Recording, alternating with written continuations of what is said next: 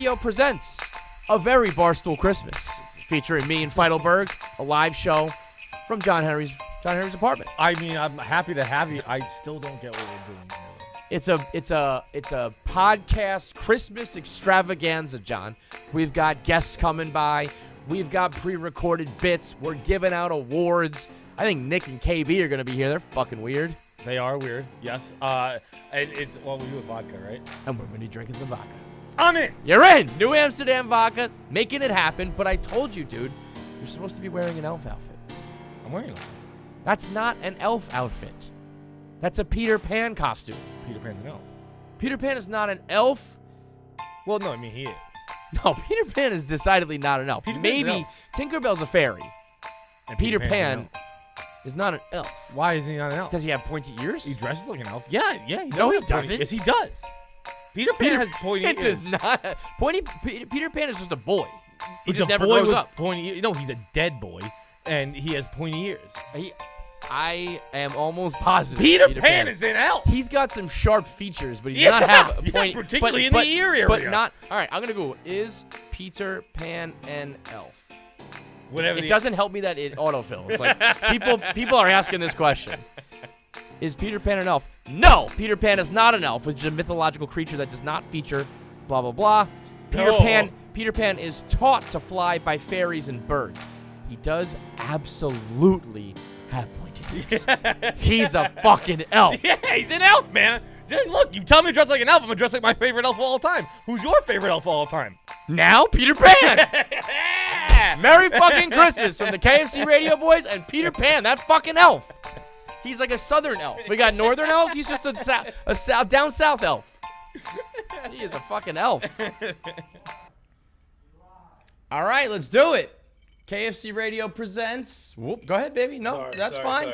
That's fine. Get right to it. KFC Radio presents a very Barstool Christmas, presented by New Amsterdam Vodka. We're drinking on You Fat Dumb Grinch. Fat Dumb Grinch. It's fucking delicious. Maybe, why don't you fire me up another one real quick? We're going to be making a bunch of different cocktails today, courtesy of New Amsterdam.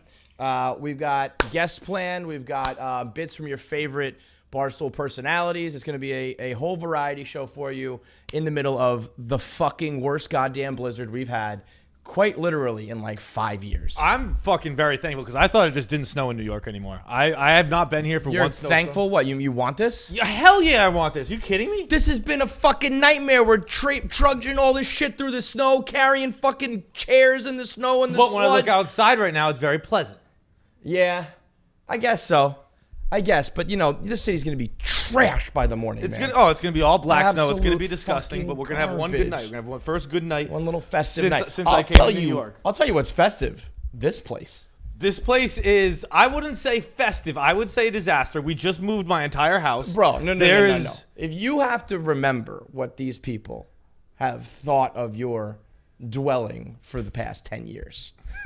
This, to quote our guys, Kevin and Foley, who will be on later from Are You Garbage, this is clean living. This is a nice apartment. This is the guy who you lived in places where rats took over and ate their own arms off. I've had 2 of those apartments. Yeah. 2 of such. You have been a garbage bag for your whole life. And then people say, look at these books and this furniture. I've read most of them. No, you didn't. Yeah, well, they're from high school, but yeah. That's an obscene amount of books. Hang on. In the room it's agree? 2 shelves of books. That's not a lot. That's too many books for you, sir. There are way more records than there are books. Yeah, that's and also I have you know how I feel about that. You're an obnoxious record hipster, and I don't like one bit about it. Hugely so. Sometimes when I see these things, I'm like, I don't even know why I like this guy. I definitively hate the fucking hipster records.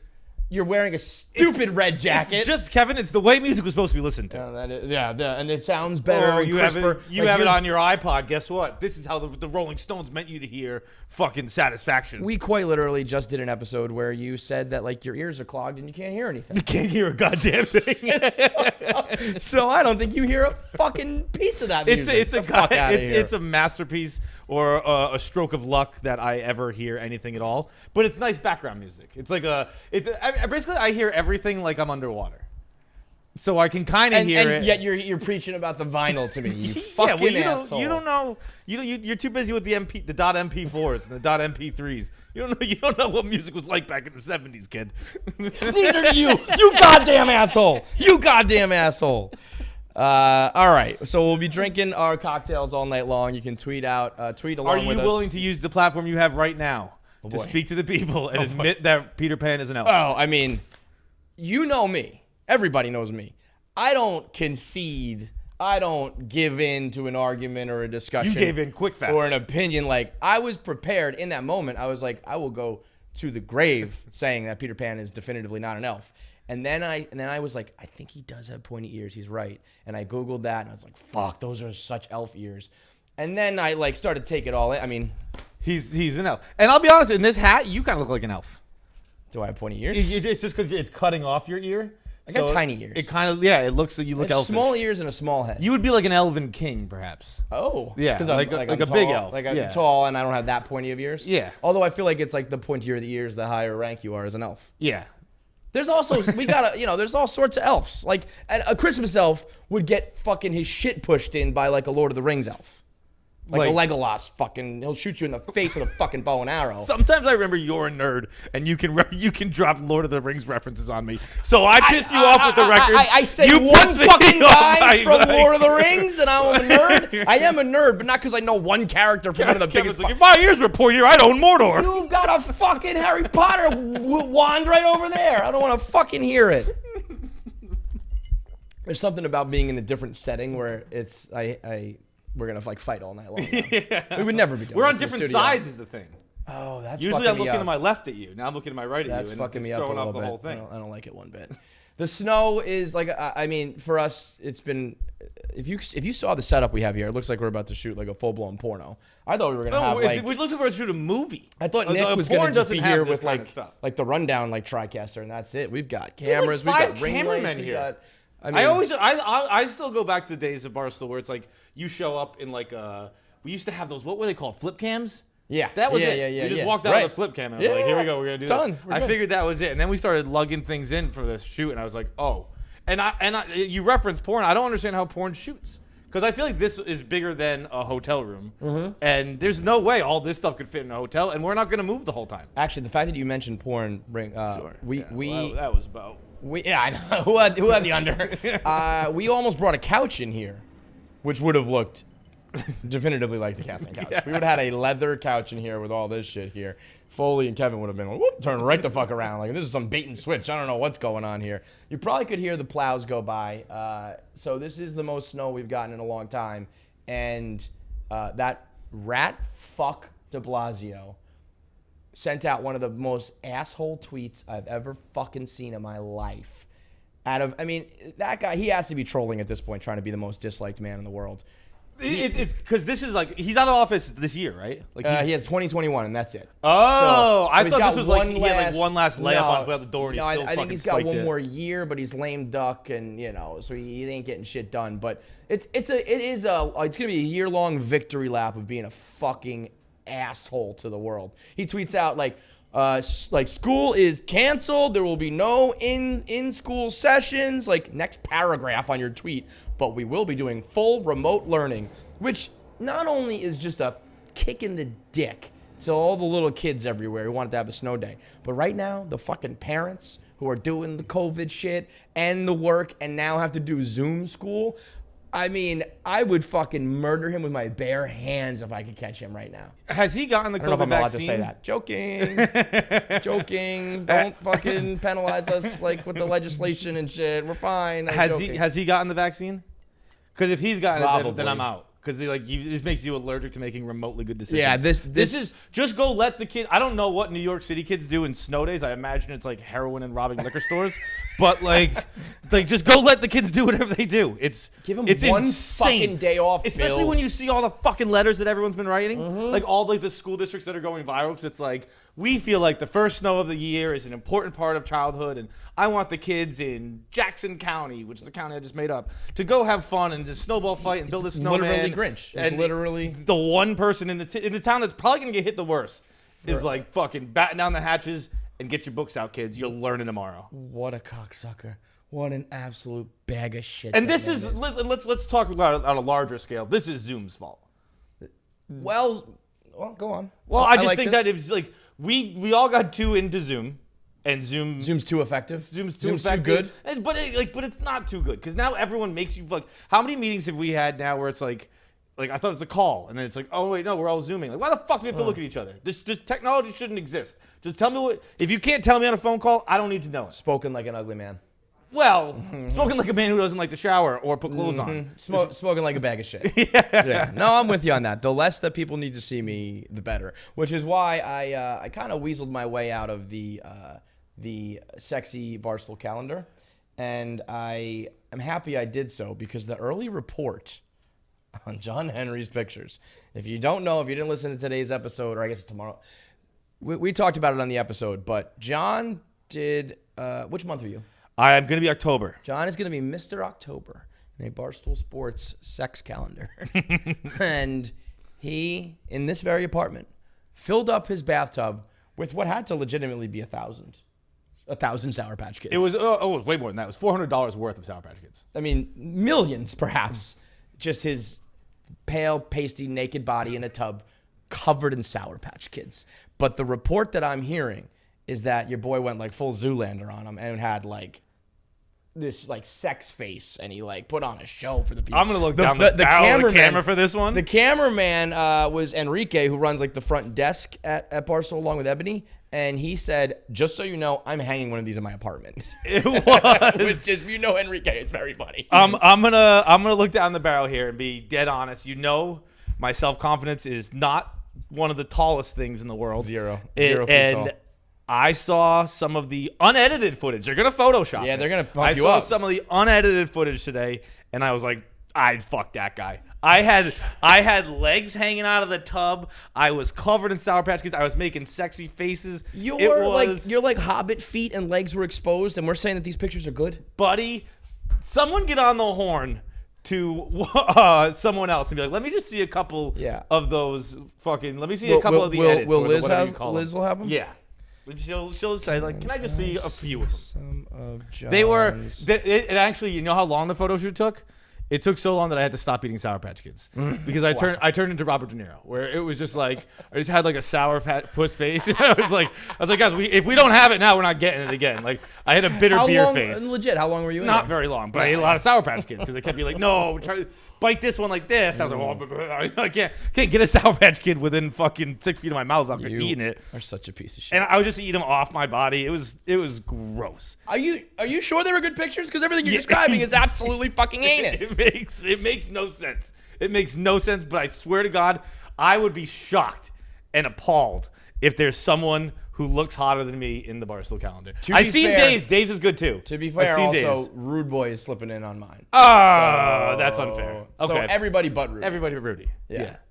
But I will say it. Dave looks good. I saw Dave's the only person I've seen. Dave looks good. So, but you're sticking by it. I'm sticking by it. Mr. No self-confidence too. So if you're saying something good, shocked if there's someone with a hotter photo shoot than me. Even like Casey was like, look, I wish I could tell you, like I wanted you to be fat, I wanted you to look awful. You look pretty fucking good in those. The hell is freezing over. That's why I'm very happy that I did bow out, because if I looked gross, which I would, and he looked good, I can't handle it. Now, this took place in his very bathroom in here, which the only thing better in John's bathroom. This is maybe my favorite decor that I've ever seen in somebody's apartment. This is in John's. Let me just show the class, show the room here. First of all, it kind of looks like his girlfriend, so that makes people uncomfortable because they're like, "Is that your girlfriend naked?" But second of all, this right here, this is high society. I don't know why you think it's high society. Because this is I like don't naked dislike art. or anything that, but I'm not art. like. This is like classy art.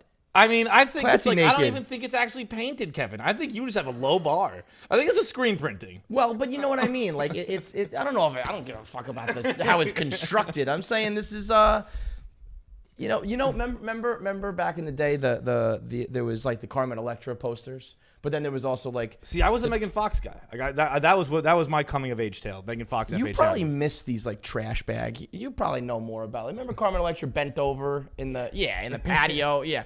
But I remember there was also Megan Fox and Vita Guerra. Those are my two. Vita Guerra. I kept thinking Oh my about God, that. that's it. I'm done. I'm done for the night. Vita Guerra was the one for me.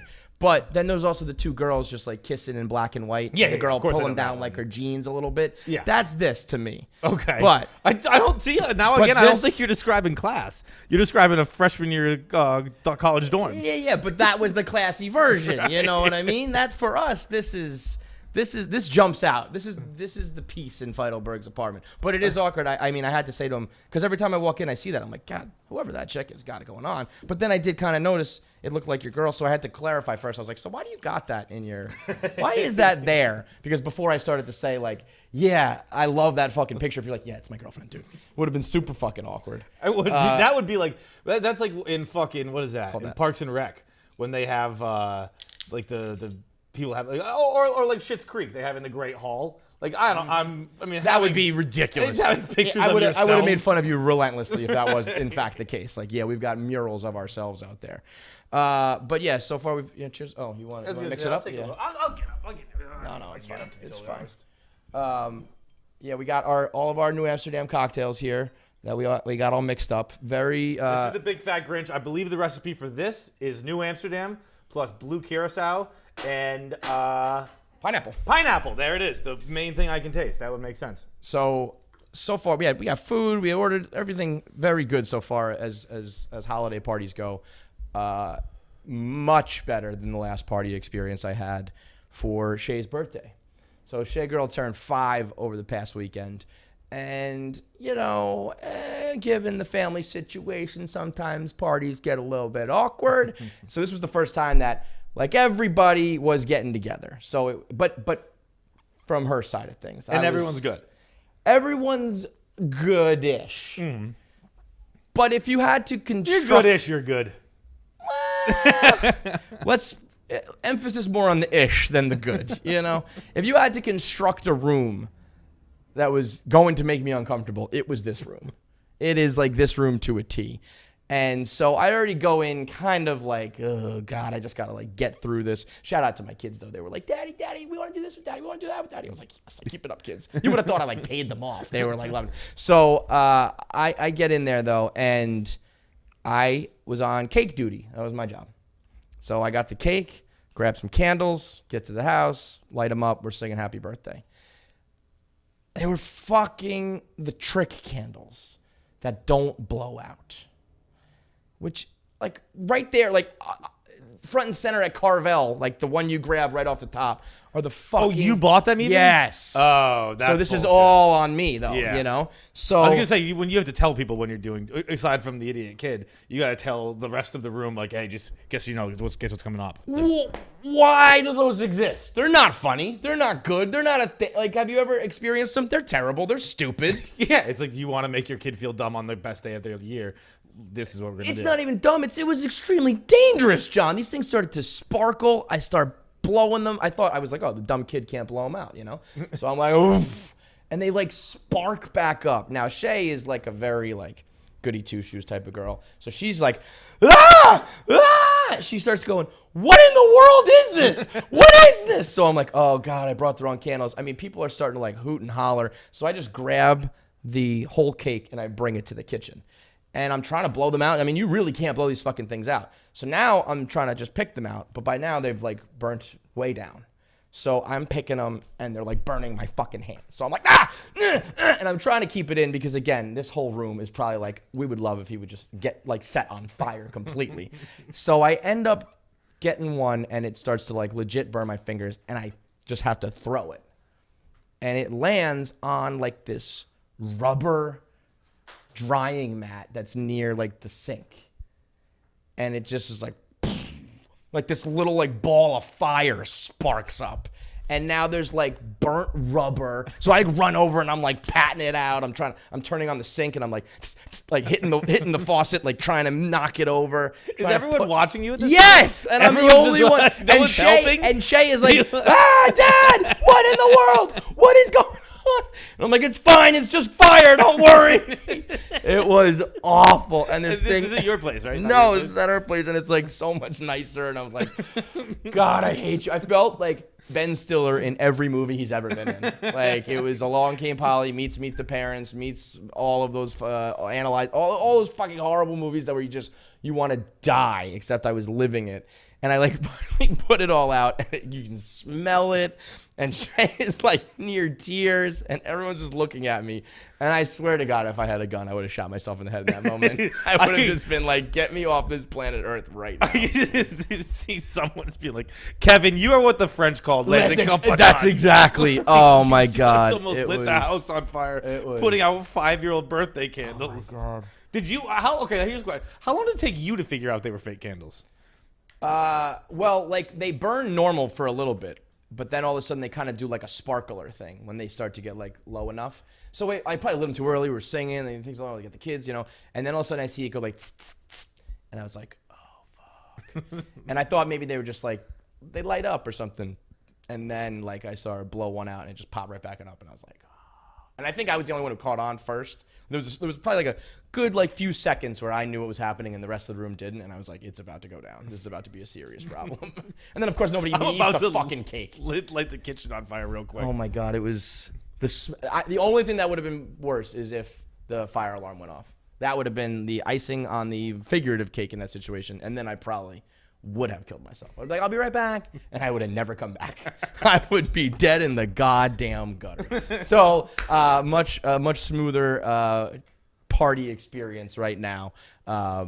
So this is basically our Christmas party because no Christmas party is basically allowed in the world right now. So we have this basically is the Barstool party for this year. You'll be seeing videos and whatnot from some of your favorite personalities. Years gone by, we've always kind of thrown together. In recent years, we've had real parties. Years gone by, it was like a bullshit excuse of a party. So we got our CEO, Erica. We talked to her, token CEO, to give us the top 5 things you should not do at your corporate Christmas party. And then we heard from some of the Barstool personalities about what they like to do at Christmas parties. So let's roll the tape of Erica.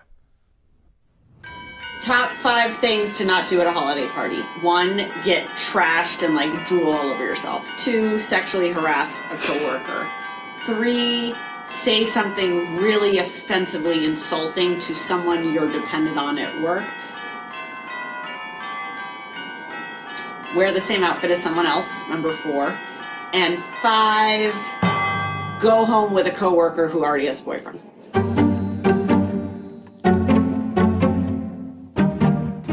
What's your favorite part of the company Christmas party? Getting fucked up. You know what? I was going to say Chick-fil-A because we got Chick-fil-A a couple years ago, but I just love spending time with my coworkers that I love, especially Rico Bosco.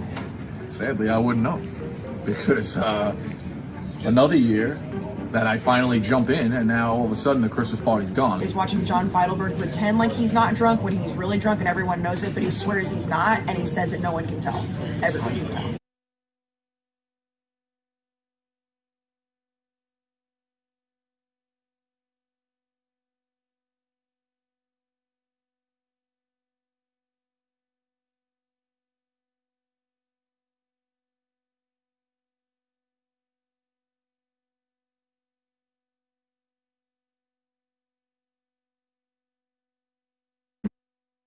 Fletcher got into a fist fight. It spread throughout the entire party. Some people knew it was a joke, but like they didn't know that other people knew it was a joke. So I'd sit in a circle of like 6 people, everyone trying to convince each other it's a real story, even though they all knew it wasn't real. They thought they were convincing the other person. I sat back like the Joker. It was my best work ever. My favorite part is seeing somebody who you didn't know was a big booze bag become a big booze bag and make a fool out of themselves. What's the most embarrassing thing you've done and or seen at a Christmas party?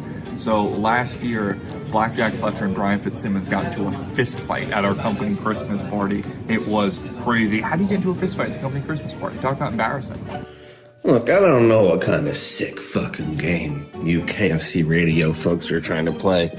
You know good and damn well I have never been to the company holiday party. I've never been asked. I just hang out here in Texas with my family. Everybody else gets their drink on, gets their party on. What do?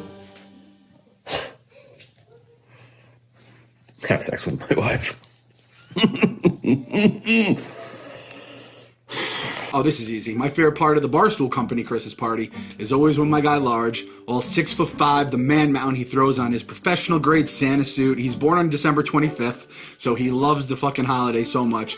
He throws on the big old Santa suit and he gives out his champagne bottles of Miller High Life. The champagne of beers. It's beautiful. Everyone gets to pop them, drink them, and it's not beautiful just because it's about Christmas and, you know, the spirit of giving and being neighborly and sharing with everyone. It's just for once, Large actually seems like a normal, common person like the rest of us. He's not, he's not looking at his bank account, trying to figure out how to rob people blind. It's just a nice moment where he feels like a normal person. Then that all goes away instantly, but for like that 20-minute period, it's beautiful. Merry Christmas, everyone. I hope to see some of you fucking jerks soon, because I'm here playing fucking teacher and babysitter this goddamn pandemic. We're back, and look who joined the fucking party.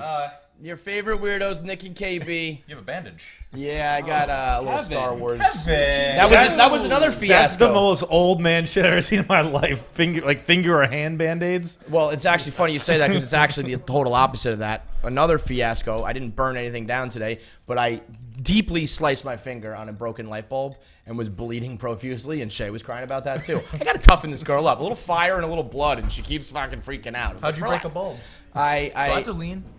Or is the technology? I don't know. No, you have to lean. No, you're good. KB, you have to lean all the way over. Tilt No, you have to lean all the way over. Yeah. The whole time you have to say like that. So, fellas, motherfuckers, catch us up. Yeah. So we just rolled a tape of Erica Nardini's top 5 things to not do at the Christmas party, which got bizarrely specific. Yeah, Erica's got some skeletons in her closet. There was. And they might have all come from Barstool, but she has. There was she one was that here was for only 2 Christmases, right? No, Erica's been here for 4 or 5 Christmases now, I believe. I would be damned. Maybe 3. I thought you guys were here for like. Have you been here? You've been here for 3. 2. I could not believe 2. You've been here for 2. I thought you were here for 0. I thought this was gonna be your first Christmas party. You never spoke until we moved offices. Yeah. You didn't like. No. He said he worked here for like 5 months, but at the coffee shop across the street. Like, No, you didn't I have a didn't- desk. Yeah. Dude, there was one time. What happened? Then you did a bunch of fucking cocaine in Vegas, and you came out of your shell. Yeah, it was a small And amount. for those kids watching, if you want to get ahead in your workplace, Do some fucking blow. Best Honestly, decision I've ever made. everybody kind of has their like thing at Barstool where it's like, oh, like you popped and got like the attention you need, or like Marty Mush fought in Rough and Rowdy and that elevated him, and like everybody has their funny moment, and you just did drugs. his was so big when I saw it, I was like, I'm in. What were like when you saw that? What were you or? I sent What was you your a text. reaction? This is a good story. It happened, and I was very low because it was embarrassing. And Nick sent me. We were never friends at all, but I had his phone number. we would text occasionally. Monthly. He was like once a month. He was like, tweet this, and he wrote this pun-filled Coke apology. Yeah. Oh yeah. I remember that. And you did send it, right? And I sent it off. That was seriously. That was you. Yeah. Because that was very fucking funny. Yeah. Oh yeah. And so that yeah, helped a lot. The ghostwriter Nick strikes again. Again. Yeah, you medium rare bitch. No. That was so fucking most funny important because Nah, what do you mean? No. that you were happy to give Frank that line until it brought down the house, and then you were like, that was fucking me. No. That was my Here's joke, what guys. he- no, I want no. credit. He leaned into me and he said, get a load of what I'm about to say. He whispered it to me, and I leaned into him, and that's what the cameras caught. And I said, dude, don't say that. Yeah, that's true. He's not lying. Yeah. I tried, and he was like, no, trust me, you wouldn't get it. It's nuanced. There's layers. There's levels to this shit. Dude, that Fleming is a fucking dog, though.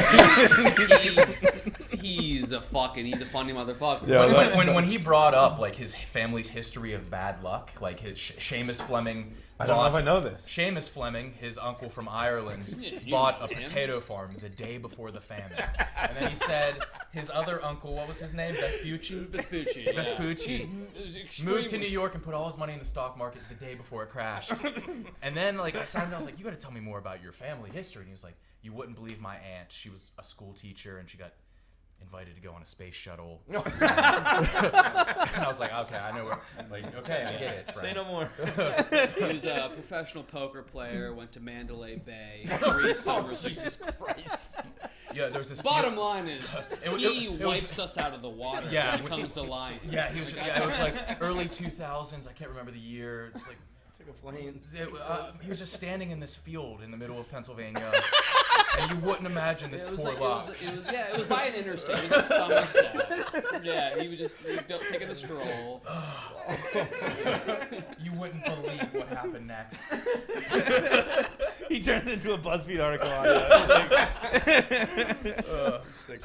How are your? We got New Amsterdam and pomegranate juice here. Yeah, for the festive green and red. Very good. New Amsterdam for all your cocktail needs, for all your Christmas party needs.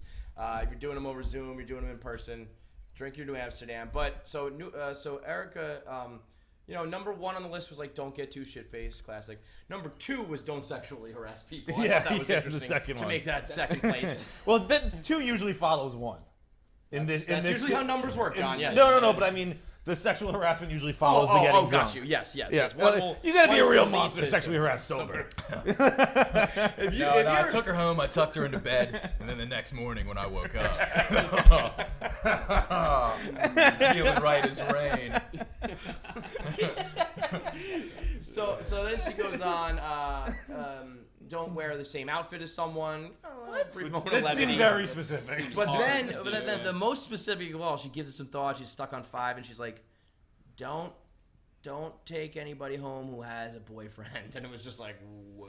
That seemed like it was targeted toward. What? Yeah, I don't know. Well, were you there? Someone was sitting there like. Did you go to the Christmas party last year? I did. Yeah, you were there. I can't believe that. You were. Well, Katie's been here so long. I'm like shocked that we're even here now. 2 years. But you were here, or I guess okay. So you didn't come out of your shell for so long that there was one time where we were in the Barstool office. This is the old office, HQ2. Oh, but during that tenure, I was not out of my shell. No, and we were all watching TV, and KB came into the office and then just sat down with us. And never took out his headphones. Yeah. And it was just like, you were like radio. Okay. And I was going to joke that, like, the new guy's radio. And I was like, I don't know him well enough. When I first moved here, I was out, and this girl came up to me. And she was like, hey, do you know KB? And I knew that he had fucked her because she was very ugly. And she came up to me and said, I know you're talking about. Do you know KB? And I said, yeah. And she's like, I went out on a date with him, and he didn't take out his headphones. Yeah, he's just that's true. He was trying to be like Leonardo DiCaprio, but you just got the story switched. One headphone in. I remember I walked into the bar, and I was wearing them, and they were under my blouse. What an asshole. So I took one out. Oh, no. I thought in my head asshole. it was cool. Yeah, because again, you heard Leonardo DiCaprio stories, and you were like. You're like, oh, like Leo leaves him with girls, but like you missed the part where he's fucking them while he does it. It was bad. You're so far on the spectrum, man. And the fact that you used to diagnose, it's just unbelievably. I was hired to be his chaperone. It's just on my. That's all I. You're his caretaker. Yeah. So, do you remember then last year at the party the drama, the fighting, and everything? No. So last year that was 2 years ago. Yeah, last year was all good. I keep thinking I forget all about last year every single time. 2 years. 2 years ago was the drama, where I guess it was a little foreshadowing or maybe the beginning of things, but that's Alex and Sophia were at each other's fucking throats that night. And did not know that. It was over him. Yeah, they were both trying to fuck me, but they weren't like being mean to each other at the time. At the time, and then things went sour. Things went when they couldn't get you. Yeah. When they were like, you know what, we're gonna go. So really, we could just track it all back to you. The IP, Suit Man, all the drama. It all kind of began with you. They did not fight that night. Is that just a made up story then? I don't know. They fought enough where they had to be separated. And Spider had to take. They only fought to make up. Spider. With you? Yeah. No, Spider. Spider was almost that lucky guy. Spider got like kicked out of a cab because Sophia was trying to fuck him too bad. That is true. Okay. That is true. That is true. Yeah, but that was all. They had to be lying as a joke, but that is true. That's definitely real. She was giving Spider like a foot job or something. The Uber guy was like, "Get the fuck out of here!" Now his penis wasn't out of his pants, but she was trying to get it out. That I would give any amount of money to have footage of that. That cab ride home. That would Footage is a good choice. Yeah, there you go. That's some fake taxi shit right there. That would be top dollar right now on the internet. But Spider also, Spider has come a long way since then too. He was probably like, what the fuck am I supposed to do in this situation? I think not doing anything is the most professional thing Anybody's Spider's ever had to do. It's like, look, I'm just gonna let you out of this cab right now. Or I guess the Uber driver kicked him out. Really made the decision for him. But either way, not putting up a fight is real professional with Spider. We part of what we're going to do here is go through all of the best of type of moments for KFC Radio for the year. And we do Am I the Asshole? We do our top fives. We do voicemails and guests. So throughout the night, we'll be announcing all the best parts of KFC Radio. And that's a pretty short list. Yeah. Sure. Actually, well, it's really all of the other people. It's like the guests that are funny and the segments we find on the internet that we talk about that are funny. Because the best Am I the Asshole of the year was the dick in the peanut butter. Are you guys familiar with this? Yeah, that was probably the most viral Am I the Asshole? I'm not familiar with the dick. So 2 roommates living together. One roommate puts his dick in the peanut butter and then puts it back in the cabinet. And the other, all right, hard dick, soft dick. I would imagine. I'm gonna go hard. I would imagine putting a soft dick into peanut butter is impossible. Creamy Be very difficult. Or crunchy. Creamy. I would think creamy, but you never I'm know. just Some people filling get a little answers for the kinky guy and they here, want a but little yeah. crunch. But Okay, all right, I'm ready. And now another clarifying point. He put it on a shelf labeled for his food. His thing. Peter Pan, Jif. Oh, it better be Jif. No, it better be Skippy. Better be Jeff. Let's all be adults here. If you're gonna fuck some peanut butter, you gotta make it Skippy. For real? Oh yeah. Guy like me. Guy like you. So, but I guess this other roommate ended up eating it and was kind of pissed off that it was his dick peanut butter. Yeah. But like he said, he put it on his cabinets. So like, well, you shouldn't be going through my cabinets. What I do with my food in my cabinets is my business. Don't go through my cabinets. That is, I'm not, like, all right, I'm gonna steal my boy's peanut butter. What is this, like, dick-sized hole in this peanut butter? Like, nah. Like, just don't eat it then. If I'll be honest, I don't know if I would jump to like that's a dick, but I'd be like, I don't know what happened here. That is one of the easier foods to realize that we're fucked. That is the easiest, I'd even say. I would say easiest, yeah. But also, like, if maybe the only really up, that you're holds making a mess of it. You're trying to get all. What else would it be? A test tube or? I don't know, but all I know is something weird went on. If you just see a perfect fucking cylinder cut down through the middle. I like to imagine the fucker defending it, just being like, "Well, have you eaten pussy that's been fucked before?" What's the Yeah, dicks have been inside that too, dude. What's the problem? The peanut butter still tastes better. Yeah, there's a little spin zone for you, only courtesy of those two fucking weirdos. But so final answer, whose side are you on there? The fucker. Yeah, like you're allowed to fuck your own peanut butter. You can fuck your own. I do think you can make an argument. Even if because now they had their own problems with food, sharing food, so that's why they just decided they have their own cabinets. Did he fuck it for revenge? Because he knew it was going to be stolen, or did he fuck it for pleasure? I think he fucked it for pleasure. Well, who fucks? That wouldn't feel good. I'm picturing it. Have you ever done it? Hang on, I disagree with that. I think that would probably. You think peanut butter would feel good? I don't think it's your dick. I think peanut butter would feel good. Wait, what does that have to do with anything? Your dick, it would have to be pretty. Jonathan. Peanut butter would feel good? No. I mean, it would feel interesting. Your dick could be a perfectly fine size, and you could fuck it. My dick can't get hard enough to like. No, I'm trying to picture. Nah, never. Oh, you're thinking about the. Not the size, really. No, Just not the size. The veracity of your boner. The density. Yeah, the density, if you will. I don't think it would be good to fuck. I think it would be good because I think it would be good to put in one time. Like just the tip. You just kind of put it in and you feel that moment. It's harder than you think. Thank you. Yeah. You'd have to get natural peanut butter. And that's just trash. With all the lube on top. Oh, that's disgusting. that extra water on top. Ugh. It's not water, it's oil. It's a nice the water on top. It's disgusting. I'm not trying to. That would turn me off. I wouldn't fuck that. Again, Skippy. I would fuck the Skippy. I'm not fucking organic. I do. Come on, this is trash. I can't fuck that. I also at the to play devil's advocate because I kind of am on the fucker side. I don't think it's too much to ask to keep your fucking peanut butter separate from the other food. Yeah, like if you're anything that you fuck, peanut butters, you know, like yeah. It's like you know. Was this a college house? It seemed like post-college. It seemed like a little bit like a 22 to 26, which are really the crazier houses in my experiences. Yeah, those are the houses that get a little more out of control. You guys live together, right? No. People think so. I mean, that's a logical assumption, right? Well, people think so because you led us to believe it. Yeah, we did lie. I was gonna say you told us. People think we live together because we told them we live together. For like We've 6 done months. nothing but compulsively lie. Yeah, no, you guys know nothing about me. Yeah. I don't even know. I don't know what your names are. Yeah, that's true. You don't. No, he lives with Chuck, and I actually, he offered me a Now, room. is that true? Yeah, that is he true. lives with Chuck Nate, so he offered me, and right there, I live with Dave. Nick does I live live with Dave Portnoy, and it like, seems fake when I say it out loud. It does seem fake. But he does. But no, I mean, he's gone a lot, so it's nice. When you walk in, there's the hallway. I have the back room to the left. Oh, the back room. Oh, I believe that used to be the master. Good for you. Yeah, it is. Yeah, because he's never there. He's like, yeah, you can have it. Dave, the only thing about Dave. How do you know Dave's he's blueprint? He's out. He's in and out. Dude. Like, it wouldn't surprise me to find out that you had you've studied the schematic. You just got the schematics Yes. of Dave's apartment. You absolutely have. No, it's just that I go they're there cool. every day to live. No, and the thing is, like, he's cool. He's like, I'll pay you like you pay me like $500 a month, which is great. I mean, you've seen the place.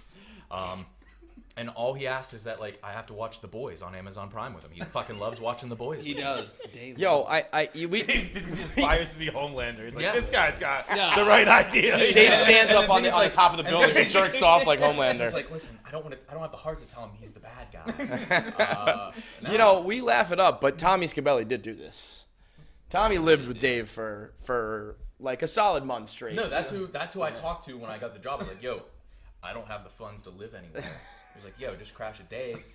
Talk to Dave. I was like, yeah, dude. And Tommy was mad cool about that whole thing. Yeah, because Portnoy is a motherfucker. That motherfucker. Yeah, dude. He's a great roommate, but like the thing is, like when he's in there, it's like it's his rules or no. It's his rules or no. Yeah.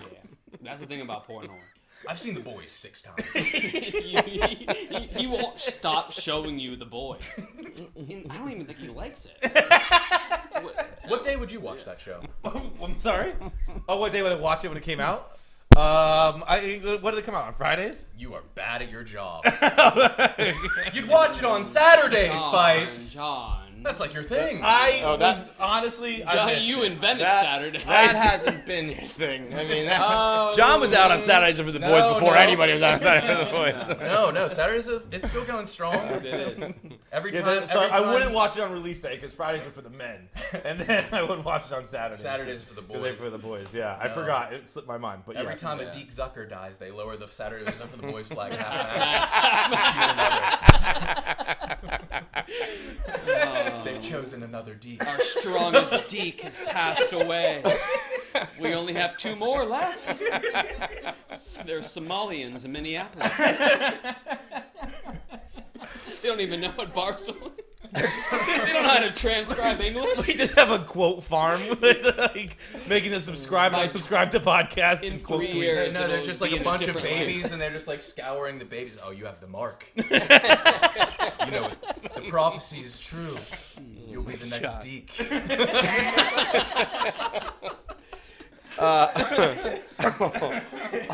While we got you here, we are going to also do. I gotta get my phone because we are going to do the. We're gonna do something. I'll tell you that. Our Ruth Kondo Awards. Now, Ruth Kondo Forever Awards are tonight, and since you guys are Twitter weirdos, at least KB. Yeah. For those who don't know, KB had his come up pretending to be a teenage boy on Twitter. So you've been doing weird shit on there for Twitter. He went to homecoming. He was 24. I helped him pick out a corsage. Oh God. But that was when what was that Kyle song? I Spy came out, so I love that shit. I needed to attend. Yeah, no, you wanted to dance Super Duper Kyle. Super Duper Kyle. Yeah. There was a lot of good songs. Just like where else to dance? Uzi Vert had a bop. So let's get Nick. Are we gonna put these up on screen? I guess. Yeah. Okay. So this all started really with Ruth Bader Ginsberg. When Ruth Bader Ginsberg died, what happened to Twitter was, I mean, it was like the best thing. She was the local smoke show of the week. She went out and celebrated by getting drunk and passing out the State of the Union. She was like, "Guess we made it, girls."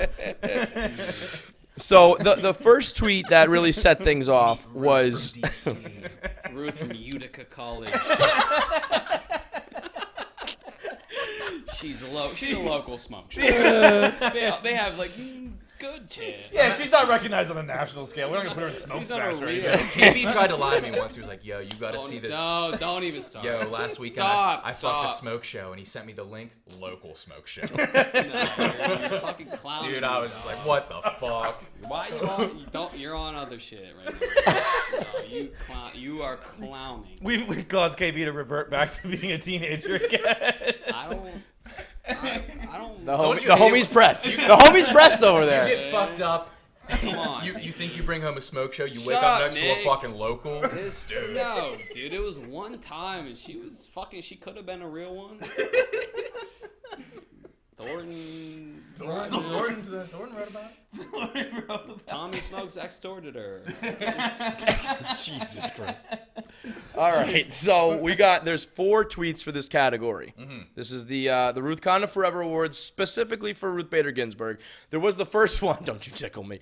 There was the first one that said he's tickling you. Right? Yeah, I'm gonna have to. Nick's on tickle mode. I was starting a rumor at the office that Big Stop T, it! I said Big T is the most ticklish dude I've ever met. You never touched the guy. And Kyle, like weeks later after I was big mistake, walks past Big T and just goes right into the pit. No. He flipped on me, and I felt horrible. I would be like making my coffee in the morning. It would just be like, Colby, producer, would walk by and be like, "Yo, Big T, ticklish as fuck." I just did that for months. So I thought for sure that I had the right to dig into his underarm. And he snapped. I like him. Yeah, he snapped on me. Yeah, he was pissed. He was on. You like I could take you though. Like you like let's have a wrestling match. No, it wasn't like that. He was mad. I thought he would giggle, snicker. You must have expected hysterical. Was there chuckle? I was gonna say maybe a chuckle, perhaps. Guy in the office, after all. Snickers? No, this is fans. Come on with things. All right, so we've got the Okay, there's so this is a the bad tweet award? This is the there's the Chadwick meeting RBG in heaven. Chadwick, Queen, RBG, We King. don't even know if they both went to heaven. I mean, chances are, and chances are, who are we to say that they're going to hang out there either, too? You know what I mean? We're really assuming a lot about both Chadwick and Ruth Bader, So that set the scene, and then there was the one that kicked this all off from Alexandra Lee. Just told my 10-year-old daughter about RBG. She had tears in her eyes, and then she did the Wakanda pose and said, Ruth Conda forever, which is the sort of pop culture crossover that I can celebrate. It's the worst ever. I was gonna say I think it might be the worst ever Was this a random sent. person or just a blue check? That is from a random person. Okay, random people. I feel like I pity a little leeway. bit because it's like you don't even know what you're. I remember when I. So then Jessica Chastain, very much a blue check, is also in here. She said, I showed this drawing to my 2-year-old daughter this morning and asked if she knew who it was. She smiled and said RBG. Thank you for fighting for us all. Hashtag Notorious RBG. That might be worse, and the picture is Ruth Bader in the fucking Notorious crown. 2 years old. Jessica Chastain saying, she smiled and said RBG. Can 2-year-olds speak? Barely. And they certainly don't know who a fucking Supreme Court justice Honestly, is. barely. Yeah, barely. And then we've got the last one was this girl. This is a distant thought. RBG is my son's hero. He said, take me to D.C. to put flowers on the steps of the Supreme Court. So we're leaving for Oklahoma right now. She sent that at 2 in the morning. So the fact that Amy Edwards and her fucking son hopped in the car. Woke her son up in the middle of the night. We've got to go put flowers on the Supreme Court What's steps. the surprise, Mom? Like, your favorite justice is dead. Get in the car. We're going to D.C. from Oklahoma. Your favorite justice. No, he knew. He was old. She woke him up, and the kid immediately was just like, Ruth. It happened. It happened, didn't it? We've been waiting for this. They had a go bag and everything. But an FBI agent. But honestly, it's gotta be Ruth Conda forever. No, I mean, I'm gonna go with Chastain because Chastain might be worse. She might be worse. You think? I think Chastain's definitely worse. Well, so all right. My thought, the Ruth Conda forever. I mean, obviously came from this girl's tweet, but Chastain being a celebrity and she really solidified my blank-year-old. That's like the problem. And she said Being a 2-year-old to be able to recognize Ruth Bader Ginsberg, who looked like a crumpled paper bag, no matter where you stand politically. It's just not possible. She not was real. an abstract painting. and just be like a drawing of her. You recognizing that? I mean, No. So are you gonna go with? I'm going with Chastain. I'm going Chastain. You guys are all going Chastain. I think so. Wow, what an upset! We have our first upset of the night. Jessica Chastain wins the Ruth Bader Ginsberg. When I wasn't like on the internet, I've made those mistakes. I think I said once, I was like, oh, I was going. This actually is crazy. I'm not even gonna say this. I don't think. Are you gonna Ruth Conda yourself right now? Yeah. And you called me out on it. Oh, okay. Then we definitely have to tell you. And I was like coming home. I still lived in Fall River. And I was working in Milton, so I was like driving down 24 one night, and I was speeding, and I went by a cop, and he didn't pull me over, and I was like, started just going through excuses in my head, and I was like, what had I even said? And so I was flying, and I was like, oh, it did. He's like, the polls are open. I just said I was going to vote, and he I legitimately Ruth Condoned myself. Is it like a presidential election or? No, my local. I was gonna go. I really like the local comptroller. Oh my God! And what did I say? You were right away like, this is fucking bullshit, and I was like, I got hot, and I was like, oh my god. I might have deleted it. I doubt I did, but I was like. It was like we probably never even met before. I was going to vote. If you ever pulled over, the best way you shit yourself. Yeah. I was speeding because I had to poop. And everybody sympathizes with that. I have a buddy. You just gotta sit there and get one out, right? I have a buddy whose dad was a statey, and he said they would always let people go if they had a brand new excuse. And he said one time they pulled a guy over who was like going like 120. And they asked, why are you going so fast? And he's like, I just got a car wash. I was driving the car.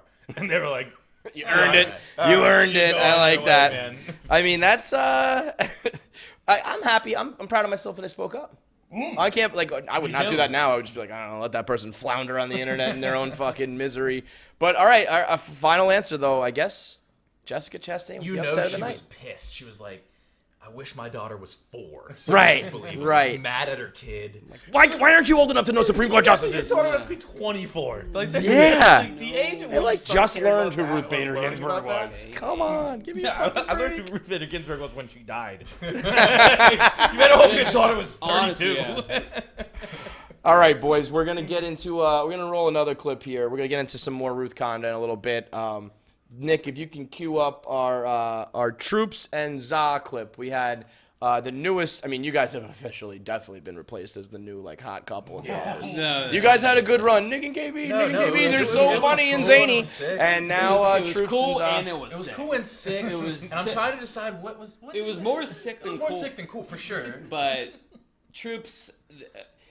He destroys me. You know how we got Shake Shack today, and we have Lay's stocked in the snack room. Yeah. I went up to him. I was like, I picked up a French fry from Shake Shack, and I picked up a chip. I said, "Yo, which one's the chip?" That British fuck pointed at the French fry. Idiot. Yeah. Stupid idiot. No, he's so dumb. No. We're funnier than him. Yeah. Yeah. All right, I'll start. What were you thinking? Is that what you want? Yeah. Is that what in it. Say in it. Everybody loves in it. In it. Up on my clap, blood gang. Yeah. That's all you sound like Chet Hanks. Yeah. No, that's Chet Hayes. That wasn't Chet Hanks. That was Chet. Yo, by the way, he loves Chet Hayes. That's right. He condones Chet Hayes. Yeah, who doesn't? Who among us? Who among us? All right, roll the clip and let these weirdos get out of here. 'Twas the night before match day, when all through the pub, not a person was sober, not even one schlub. The pints were all filled by the barman with care, with hopes that Arteta would fall down the stairs. The man them were nestled, all snug in their beds, while visions of the Emirates danced in their heads. When out the lawn, there arose such a clatter, I sprang from my bed to see what was the matter. Away to the window, I flew like a flash, tore open the shutters and smoked to the ash. The moon on the breast of the new fallen snow gave a luster of kickoff to objects below. When what did my wandering eyes did appear but a bottle of Henny, some weed and some beer, with a tall wily striker so lively and tan. I knew at that moment it was about my blood clot, yang. More rapid than eagles. His courses they came, and he whistled and shouted, and called them by name. Now Leno, now Partey, now Pepe and Laka. On Xhaka and Tierney and Gabriel and Saka. Go right to midfield, go straight to goal. Ignore that wanker Arteta, just do what you know. So right past the keeper, their shots, yes they flew, with their hands in the air. And I'm a blood clot yang. 2. Silent night, holy night, Arteta in is Wamia say. It's been a rough festive period, but we will make it through with grace. Keep the faith, my fellow Gooners.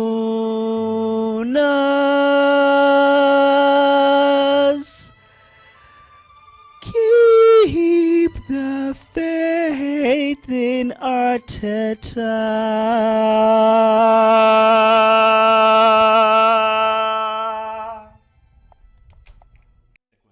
You're powering through? Yeah. All right, okay. You sweating? I knew that was. We're live. We're back. Feitelberg sweating like a motherfucker. Dude, he's like a drunk uncle at the Christmas party. Get over here. I ever tell you how much I love you? You still playing football? How's the guitar going? You still with that same girl? I can even bring her by. It always gets weird once the girlfriend comes. Oh, man. Yeah, you still with the girl from sophomore year? Like, yeah. When she was fucking 14? Yeah. That's what you're quoting. You're quoting her from 92? All right. That's the uncle that's not your uncle, but you called him uncle? Yeah. Cheers, gentlemen. Merry Christmas. Cheers. Merry Christmas. This year we have the new Amsterdam vodka garbage juice. Delicious. We got the RU garbage guys here, so you can mix. We mixed a little grenadine in there. We've got all sorts of cocktails. It's going nice with an eggplant parm, huh? So the garbage men are here. It's from RU Garbage Podcast. We got Kev and Foley, who we have had the pleasure of getting to know this year. We went on their podcast, which is an awesome fucking concept. Every guest, they sit down, and they ask questions and pepper them with discussion to find out whether or not they are trash people. Sure. Because everybody's got a little bit of trash in them. How much did you get a percentage? You get an exact percentage of trash? I want to say something like the 60s or something. You were more. I don't know. I forget It's a weird KFC. case. I know what but Feitelberg came in hot. He's like, dude, I want to say, no way, I'm fucking trash. And then told me he used to like camp out for the Fast and Furious movies. I was like, I don't know about that. Foot Dude. real and fucking had quick. a tactic for how to cover up piss on the bed. Yeah. All within like 3 minutes. And we're like, dude, who comes in that hot But I'm not garbage? That's because Feitelberg had all of the tools to be a classy person. He was born into class. You and come then just from took good stock. Yes, You do. Your family's good. Everybody's good. And then once you Yes. start, the thing is, we found out once people start making their own decisions is when you go bad. People come from like really shitty upbringings, really poor, whatever. And then once they start making their own decisions, they go, I don't want to be that. You went the opposite. You went the opposite You way. rebelled. You came up. Yeah. Well, see, I come from good stock and all that. However, there's a story. Don't shit on your parents right now. Yeah. We're on the Christmas show. You leave your raw pair out of this. This is perfect for you guys, and it should have even come up in his initial. Yeah, this was once this happened to me, I was never gonna be anything but garbage. Okay. I was in 5th grade, right? He was doomed. He was over in 5th grade. I was in 5th grade. I got E. coli. I peaked in 4th. Who gets E. coli in 5th grade? Because my mom was making American chop suey, and as she was cooking it, she goes, meat smells a little sour. Cooked anyway. I ate it. Polly Feitelberg's a G. Got E. coli, right? Was sick for like 2 weeks, just shitting, puking nonstop. Like, Dude, I would have emancipated myself. I would have been like, no fucking way. Get lice like a regular kid. Fuck, you weirdo. Yeah, who gets... Get lice. On Christmas, Christmas Eve, I finally convinced my parents, like, look, he's not gonna stop doing this. We should probably just take him to the hospital or something. So they call an ambulance. Hey, he ain't gonna shut up. Well, either he keeps doing this, or maybe he dies. But I don't know. You're gonna have to pause Cheers for a minute. I gotta take this idiot to the emergency room. No, they have an ambulance come, and the paramedics get me off the toilet, and they're like, they put me in like a stretcher, and they take me downstairs, and they're like, my mom's walking out to the driveway with them, and they're like, ma'am, no, we're over here, and she's like, oh no, I'm gonna take my own car. And she's like, I don't know how long I'm going to want to stay for. Jeez. I got egg rolls in the oven. I got more bad meat I got to get back to. I'll take your mom didn't ride in the ambulance with you? No, it gets worse. Oh, it gets worse. So then they set me up, they get me on an IV, I start feeling better and all that. But I ended up staying there for like 3 more weeks. I was in there for a long time. What? But my parents come on Christmas Eve, and they were like, all right, so, and I'm thinking like they're gonna come bring presents and stuff. They don't bring anything, and it's just them. My siblings don't even come, and they're just like, hey, so we got your aunt's big party tonight. Just wanted to come in, check in, see if you needed anything beforehand. And I was like, no, I guess I have doctors and nurses to do that for me. Jeez. You want some Jello or something? Yeah. They're like characters in Mad Men. Like, I got a board meeting I got to get to, Jonathan. And they're like, all right, so. We'll come check on you in the morning, I guess. And they just left. And then the fifth grade? The house that the party was at was so close to the hospital I could see it out the window. It's like Aaron Hernandez in jail. Hearing them play at the stadium. But then the best part of that is like when I finally got out, I went home to an empty house because my dad didn't take work off. My mom just dropped me off. I had to go take care of my siblings or whatever. But she just dropped me off in the driveway. And it's like, all right, your presents are under the tree. And so was this, like March at this point? So it was like mid to late January. And so I go in and just under the tree are all my presents. And it was the best time I ever had opening presents because you don't have to like. You don't have to fake it. I was what like, is it? fuck that thing. Yeah. Wow, that's pretty good. It was actually now I get very happy when I just get to just mail me my presents. It's fine. Like, I don't. Actually, you don't need that's to a see defense that look on my face. That's what you told yourself. Yeah. You built the I don't even love having walls. a family. Yeah. I made my family disappear. You're fucking Kevin McAllister ass. Nobody. Also, by the way, can we mention how Foley's dressed like the third Wet Bandit right now? I thought it was just going to be us and a Zoom camera. Jesus. I did think it was going to be us yelling at a laptop, but dude, yeah, I mean, come on. I feel like I should be doing the Christmas tree report. And the Douglas firs came in pretty good this year. Pick him up. I got to get back to the stand. It's got some guy watching the hut for you. You're all tied up in the net. Just throwing them through the fucking oh my god. net. I mean, I know garbage. Garbage is our brand, but dude, come on. You picked the wrong reference though. Wet Bandits, they say, is like men's fashion in 2020. Yeah. Not him. He's not cool. Like Kanye dresses like a homeless person. I'm never taking sweatpants off. I'll tell you that. Yeah, that ship has sailed. I'm not putting any hard clothes on ever again.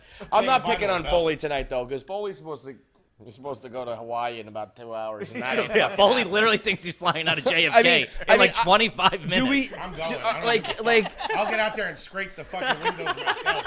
He's got a CD case just going at it. As soon as he came in, he's like, yeah, I don't know if we're going to get out. And I'm sitting here going like, are we going to tell him? There's no chance you're flying out.